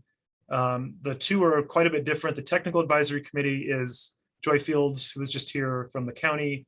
We've got someone from DLCD from the state, and then various others that really have an understanding of the regulations that go into what needs to happen with the zoning code changes. So they're going to be helping us review and provide feedback on materials. We also have a needed housing advisory committee, which we had our first meeting, really great group of folks that have a kind of a wide diversity of backgrounds that I think will be really helpful in also providing feedback and helping us with community engagement. So we'll be involving these groups at various points. As I mentioned, we had our first meetings. We're also obviously involving the Planning Commission and City Council at various points as well. So that's our process. Altogether, we'd like to wrap this up and get an adopted code well before that June 2022 deadline, just to allow for plenty of flexibility for that to happen. So we're hoping to get everything wrapped up by winter of next year, late winter of next year into potentially the early spring. So that's kind of the housing process. And then really the downtown overlay zone, I'll go through steps towards the end of this presentation. They'll closely follow these same steps: analysis, code drafting, and review in terms of those general 4 steps. So how do we involve the community of Gladstone? As I mentioned, the city has been very diligent about involving the community in this process, even before we started with the zoning update, and developed a very specific community engagement strategy for what this plan would look like. So working with John and others, we looked at developing how does that work for this process. So these are some of the goals we have up here, but really making this accessible. We know that zoning is, and you know this, that zoning is really kind of hard to grab a hold of and understand what's happening, especially if you've never brought a proposal before the Planning Commission. You don't really know what zoning is. So we know we need to make this accessible and easy to understand. But we also want to involve non-traditional communities, communities of color, marginalized communities, folks that may not know a lot about what's going on at the policymaking stage, but nevertheless need to know what's going on and how that affects their neighborhoods. So lots of goals for how we do that. We'll have opportunities to check in and kind of reflect on how we're doing, if we're meeting those targets, and if we need to make any changes as we go. So what are we looking at? As I mentioned, this isn't a starting point. Really, this is following along with what's already been initiated. So I just pulled up some key policy documents and rules that we're going to be following as we go through. The housing needs analysis that was done recently in 2020, taking a look at citywide housing needs across Gladstone, the downtown revitalization plan, which we mentioned, and then a code audit that the city did just before the new legislation came into effect, which was December 31st, 2020. So the code audit was very helpful in finding what are some of these recommendations we need to take a look at. And then finally, House Bill 2001. So I'm going to quickly walk you through each one of these. The first is the housing needs analysis. Taking a look, as I mentioned, holistically at what do we have existing inventory, what are the needs for the future, and what are some strategies that the city can take to meet that need. So we know there's a demand for new housing, according to the report, 321 new units by 2041. The report also found a deficit of capacity for all housing. So in all the plan designations, low density, middle density, high density. And then a recommendation to think about allowing a wider range of housing or increasing density in the low density residential designation or combination of those. And again, this was kind of following along right when the House Bill 2001 was coming online. So a lot of these recommendations kind of saying the same thing. So as we got started, getting familiar with Gladstone, we know that there's not a lot of developable land. I mean, that's pretty clear. So these two maps from the housing needs analysis, the one at left showing development status for residential lands. So that gray area, really, it's all developed, and the green showing public or exempt. And there's a few little pockets there of vacant or even partially vacant parcels. The map on the right, if you kind of take all of those away and look at just those lands that are vacant or partially vacant, so parcels that have development potential for residential, for new housing, there's really not a whole lot. And of those, a lot is really in that low density category, that kind of that light green color. Not as much with the medium density, and it's almost impossible to see any, at least in this map, of capacity for high density. So the Code Audit, again, really helpful document that provided some instructions on maybe how can we change the code? What are some things we might take a look at? So looking at housing related policies, again, a lot of similarities with what the housing needs analysis talked about, broadening types of housing permitted in residential zones, and updating the review process to not impede needed housing. And this is an important one. This is something that is a big part of House Bill 2001, which is not causing unreasonable cost or delay in encouraging more housing production. So that's something we'll be taking a look at as well. So finally is House Bill 2001. Hopefully many of you are familiar with this, or at least have heard about it. House Bill 2001 just have some facts and figures up here. Initially passed by Oregon legislature in 2019 to expand housing options across Oregon. And the bill really has two different kind of tracks for that: medium cities and large cities. And this is really based on population size, or if we're in the metro area like Gladstone is, it's kind of triggers the large city category. So because we're in the metro area, Gladstone has to comply with the large city requirements. So I mentioned the land use regulations not impeding housing production, so not having unreasonable cost or delay. And then something I highlighted here, which is something that we often hear a lot of, the rules and what we're talking about does not prohibit single family dwellings. I think there was a lot of misinformation when the bill first came online about what this really is. But again, it's really to encourage alternative types of housing, reducing some of those barriers to make that happen, but not prohibiting single family dwellings by any means. So the date that we need to adopt final code by, and then the Oregon administrative rules that implement the House Bill 2001. So these are the rules in planner speak that we're going to be looking at to help update the city's code. So middle housing, many of you have heard this term before. We're going to be hearing a lot more of it if you haven't already, but it's really the term that's used to coin basically everything that spans between a single family detached housing, like this graphic is showing on the far left, and mid-rise or even high-rise apartments, denser development that you'd see at a kind of an urban core.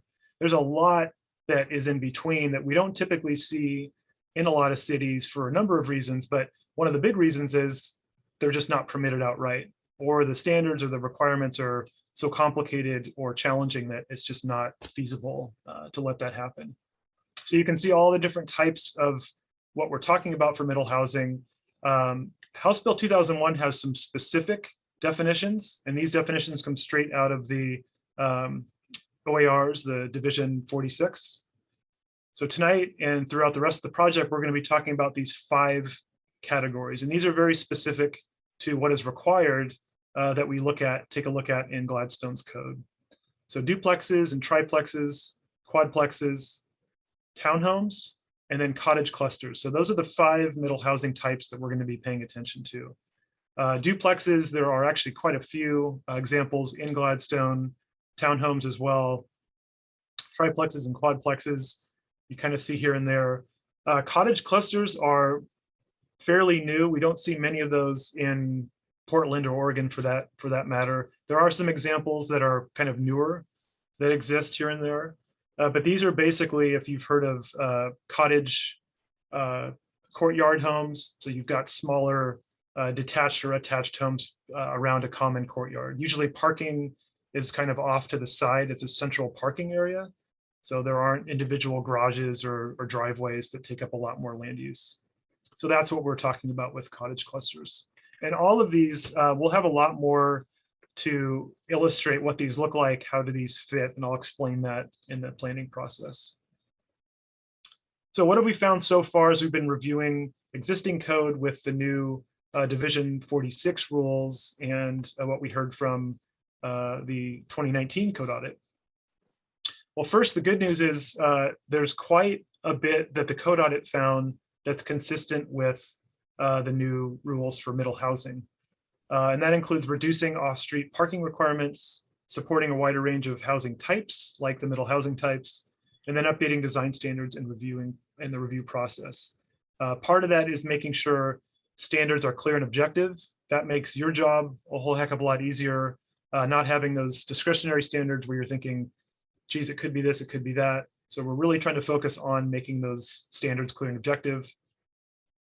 Replacing the term family from zoning, so multifamily, how we define the types of units, replacing that based on some other recent statewide legislation. We'll be addressing thresholds for non-conforming uses and some various other updates that we've talked about with Joy Fields at Clackamas County and other aspects of the Code Audit. So what really are we talking about for the applicable zoning districts?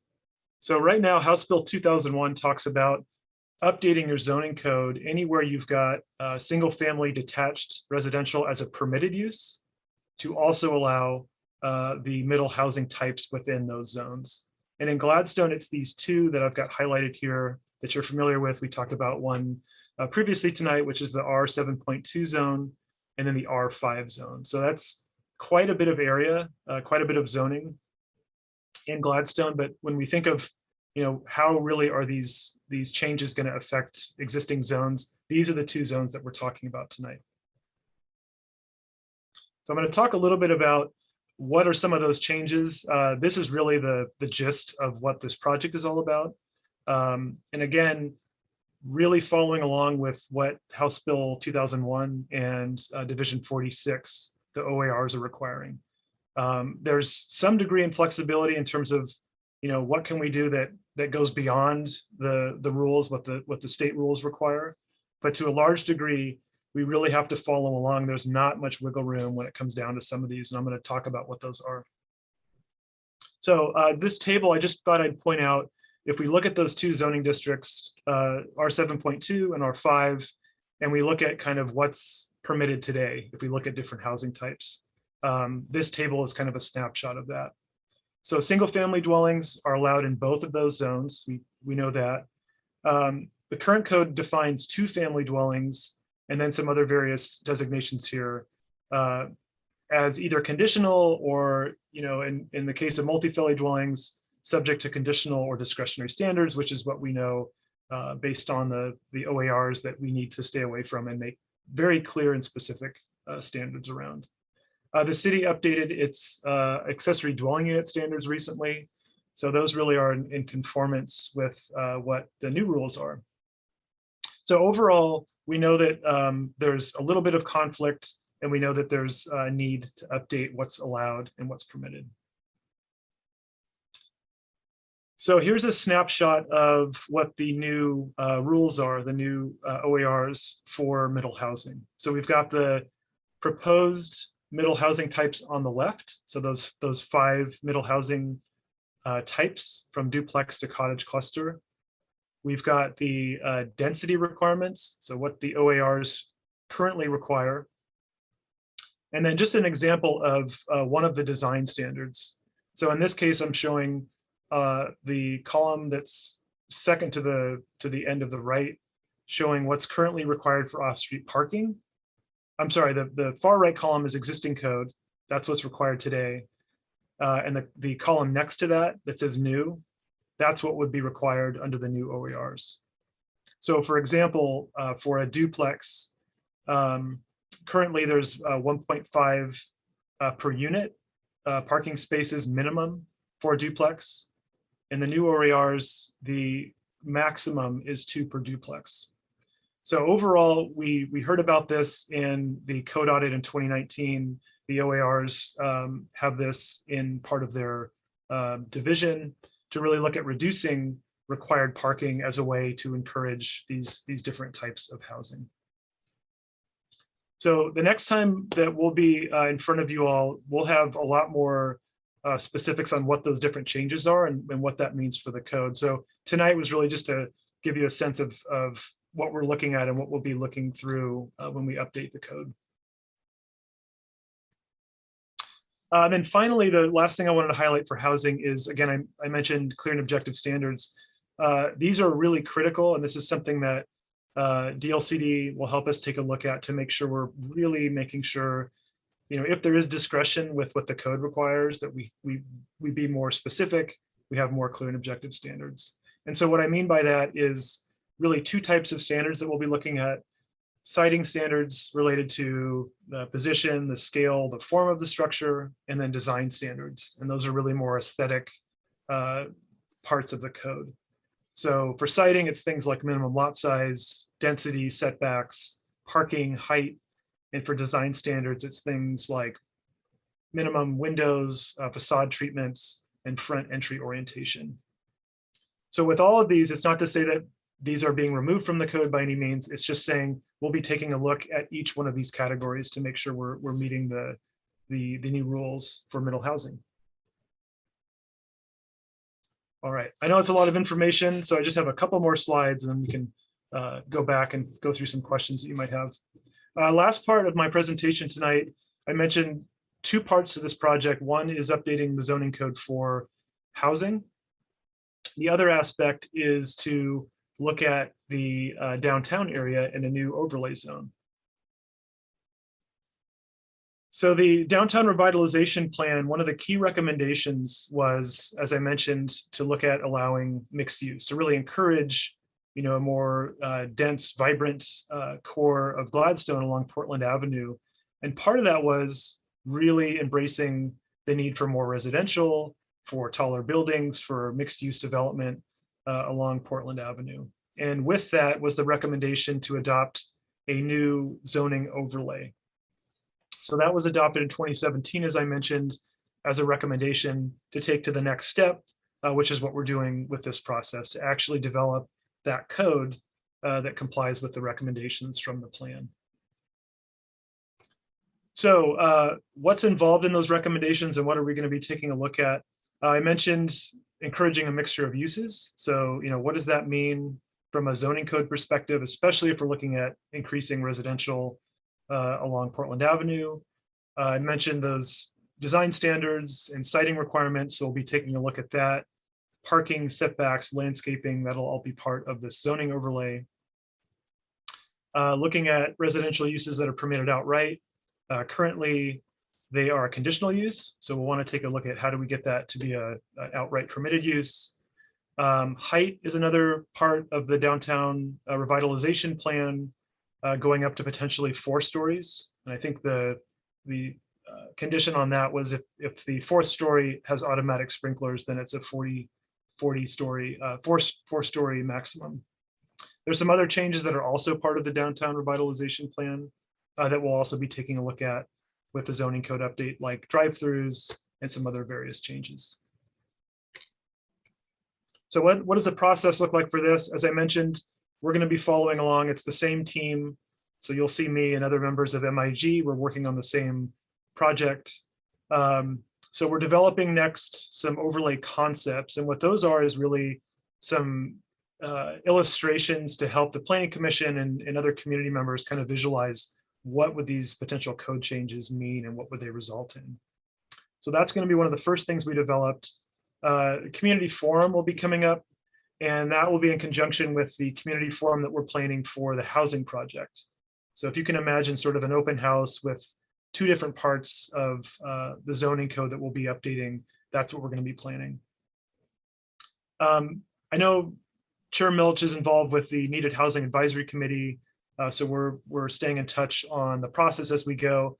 But as far as the formal planning commission being in front of you like we're doing tonight, we'll have a formal work session sometime in February is what we've kind of got penciled into the schedule now, to actually talk more about specifics to the zoning code and what those changes might be. So like I said, we'll have a lot more time to walk through those changes tonight. I know it's a lot, it's just a bigger overview. And so we'll go through that. One part I do want to highlight quickly is one of the reasons we did break this up into two projects and not just do it all into one is the state rules again around any changes in residential density in an existing zone, having to look at what those transportation impacts are. So part of this process will include a transportation consultant to help us look at what those impacts are. So if we're changing allowable density, permitted density, we have to understand what those transportation impacts will be. So that's something that will be involved in this process. So we'll have additional review meetings probably in the spring of 2022 as we get through the actual draft code sections, and then a final downtown overlay zoning district by summer 2022. So I know this one is important to you all. We want to get this through the draft code amendment stage as quickly as possible, or at least get that zoning code up to date. But really, we know that the hard and fast deadline is because of the House Bill 2001 and getting the zoning code up to date by June of 2022. So that's really why we've kind of broken these into two projects, essentially kind of following along with a very similar process. So last slide I have, just kind of going back to the process, what you'll expect to see next.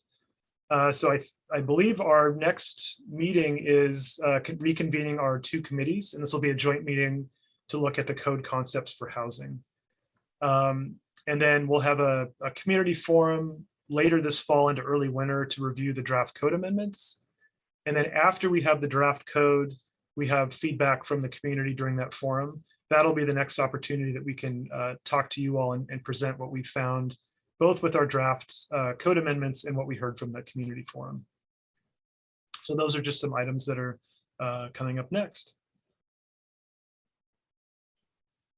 All right, so I know it's getting late and I'm sure you've got some questions. So with that, I'd like to turn it back over to any questions that you might have. John, I'll start just with a couple of comments. One, I know from comment even made tonight from this committee, we have a concern about updating our ADU requirements. You mentioned that we had gotten into compliance on some issues related to ADUs that had to do with owner occupancy and off-street parking requirements. We made those changes in early 2020, I believe it was.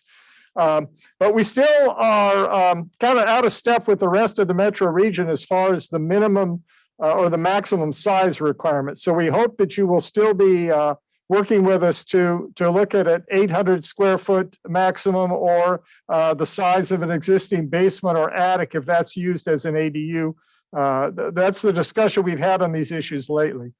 The second thing I'm wondering about is, how are you coming up with language that will allow fee simple ownership of some of these missing middle housing types?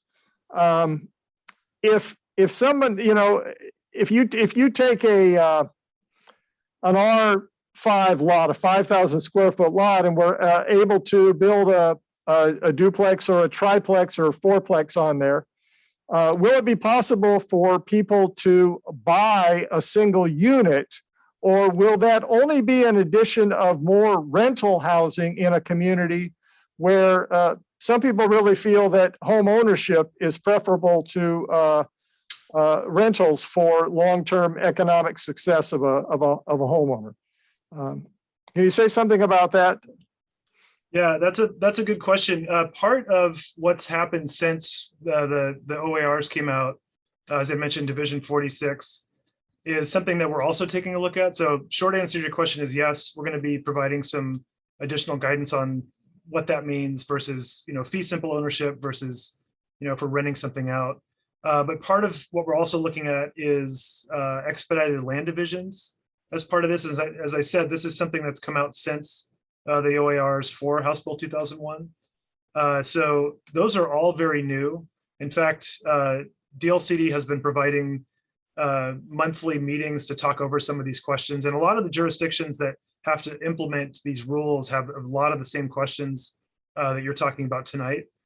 So that's a good question. I don't have too much specific information on that topic, but we'll be prepared to provide more with the next time we meet, and we can even have some additional FAQs because I've seen that question come up with some of those open houses with DLCD, so we could provide more information on that.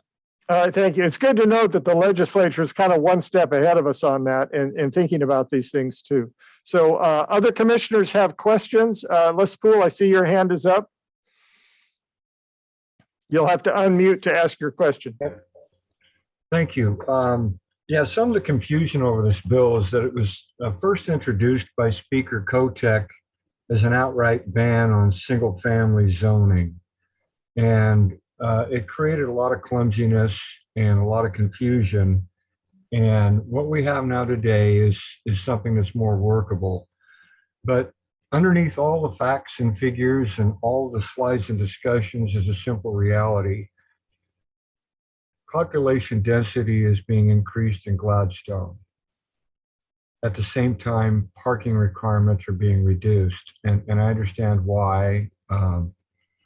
But that's a real shortcoming in this community, and we're incredibly constrained as far as transportation goes. The trolley bridge isn't there. It's a $40 million project. It's not a $20 or $15 or $25 million project. At the end of Arlington Street, at both ends, we have problems. So I don't want to get into so much the transportation aspect, but I see we're really not getting into the transportation until spring. And I think that's a mistake. I think we need a better understanding of how are we going to deal with transportation and the parking issue as we move forward. And make no mistake, I'm not opposed to higher density.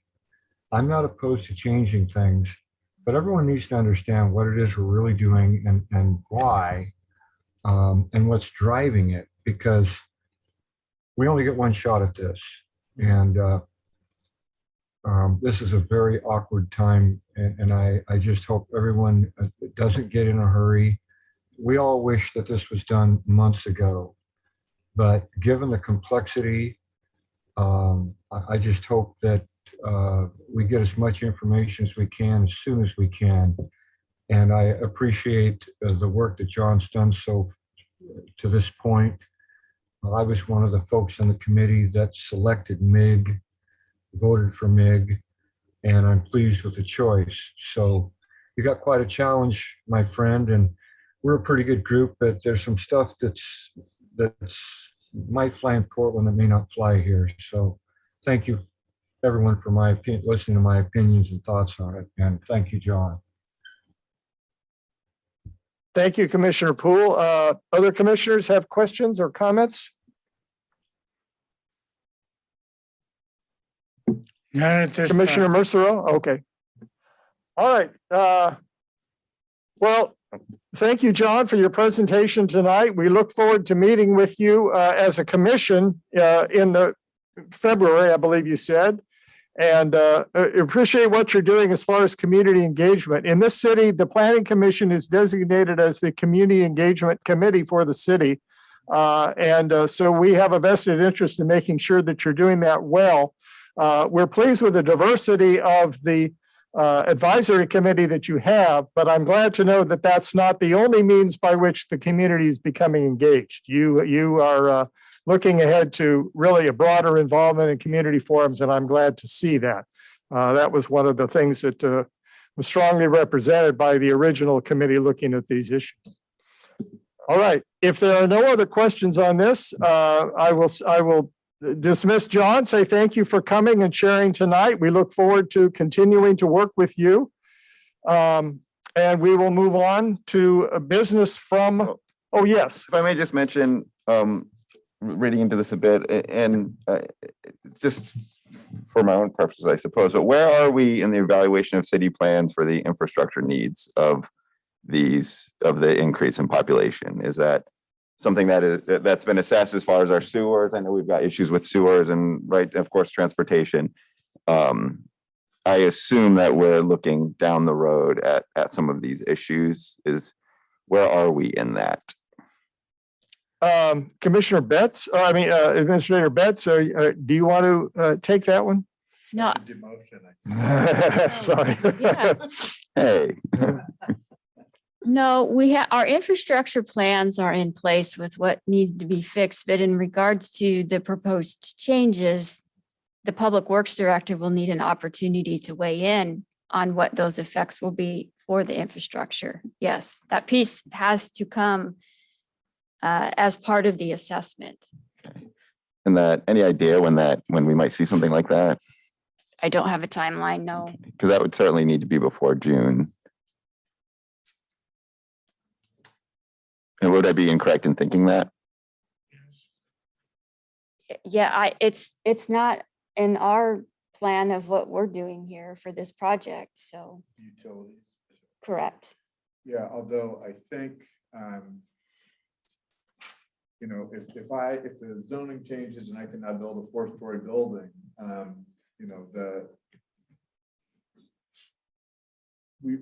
I think we do want to pull your public works director into the conversation because, sorry, I'm kind of shy. If I want to build a 4-story building in downtown Gladstone because the code has changed in 6 months or whatever, just as I have to be able to document that there's adequate transportation, I also have to document there's adequate water and sewer. And so I would encourage, it's not a formal requirement as part of the zone code, that is a separate thing. And MIG is not responsible for that. But I think engaging the public works director in what does this really look like?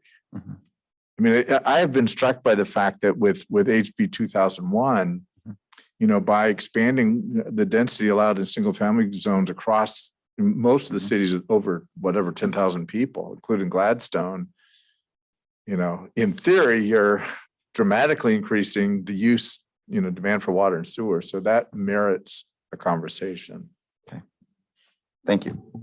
It'll be helpful for us to get information from our Public Works Department on, to the extent that they know which of our streets in the various zones have the capacity to handle additional housing. We did a major infrastructure upgrade on East Clarendon Street, the first couple blocks east of Portland Avenue in 2019, I believe it was, or 2019.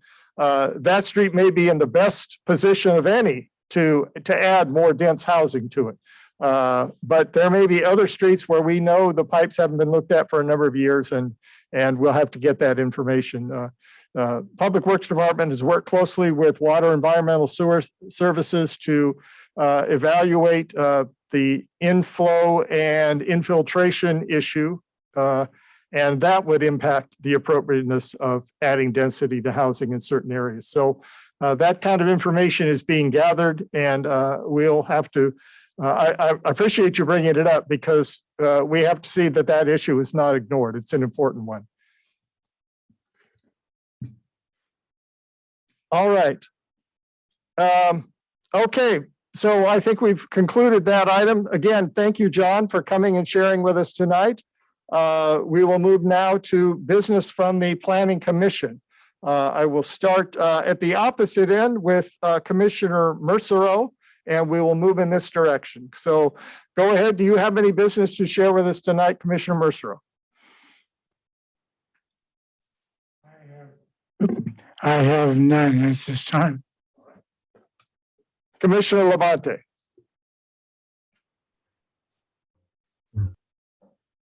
I just would like to reiterate my thoughts regarding possible code changes in some of the commercial districts along 99. I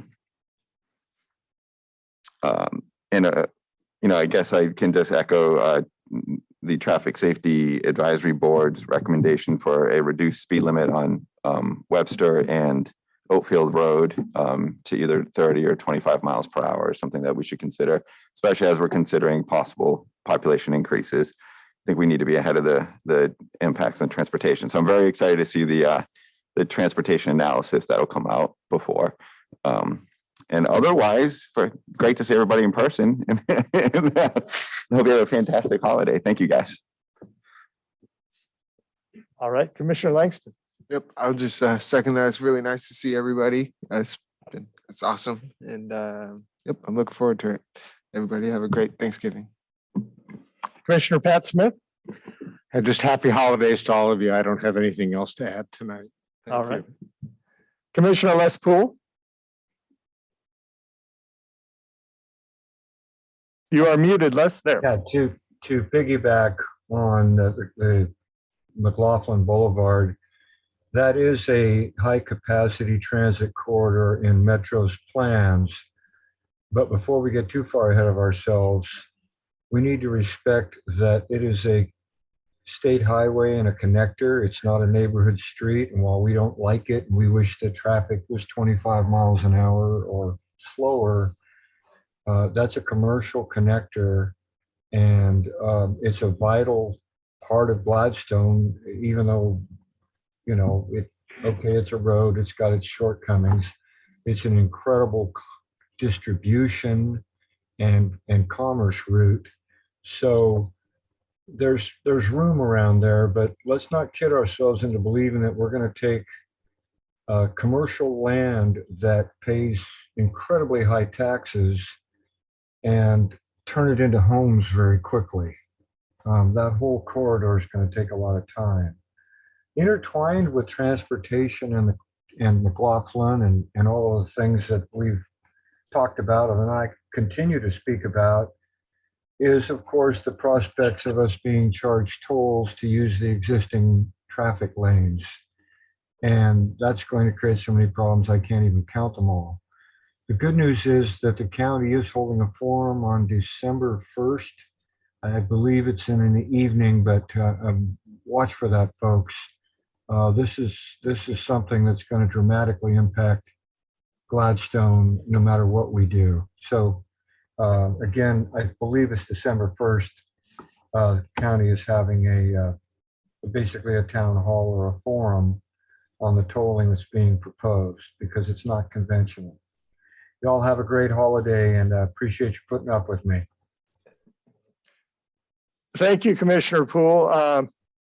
Yes, 5 years ago, I served on the Downtown Revitalization Advisory Committee, and the focus was on Portland Avenue at the time. But one of the things I said all through that process was that I hoped it would inform ways that we could possibly do some additional development or changes in the other commercial areas in Gladstone, McLaughlin being one, and the area around the hotel and the Safeway at the east end of the city, the second major commercial district.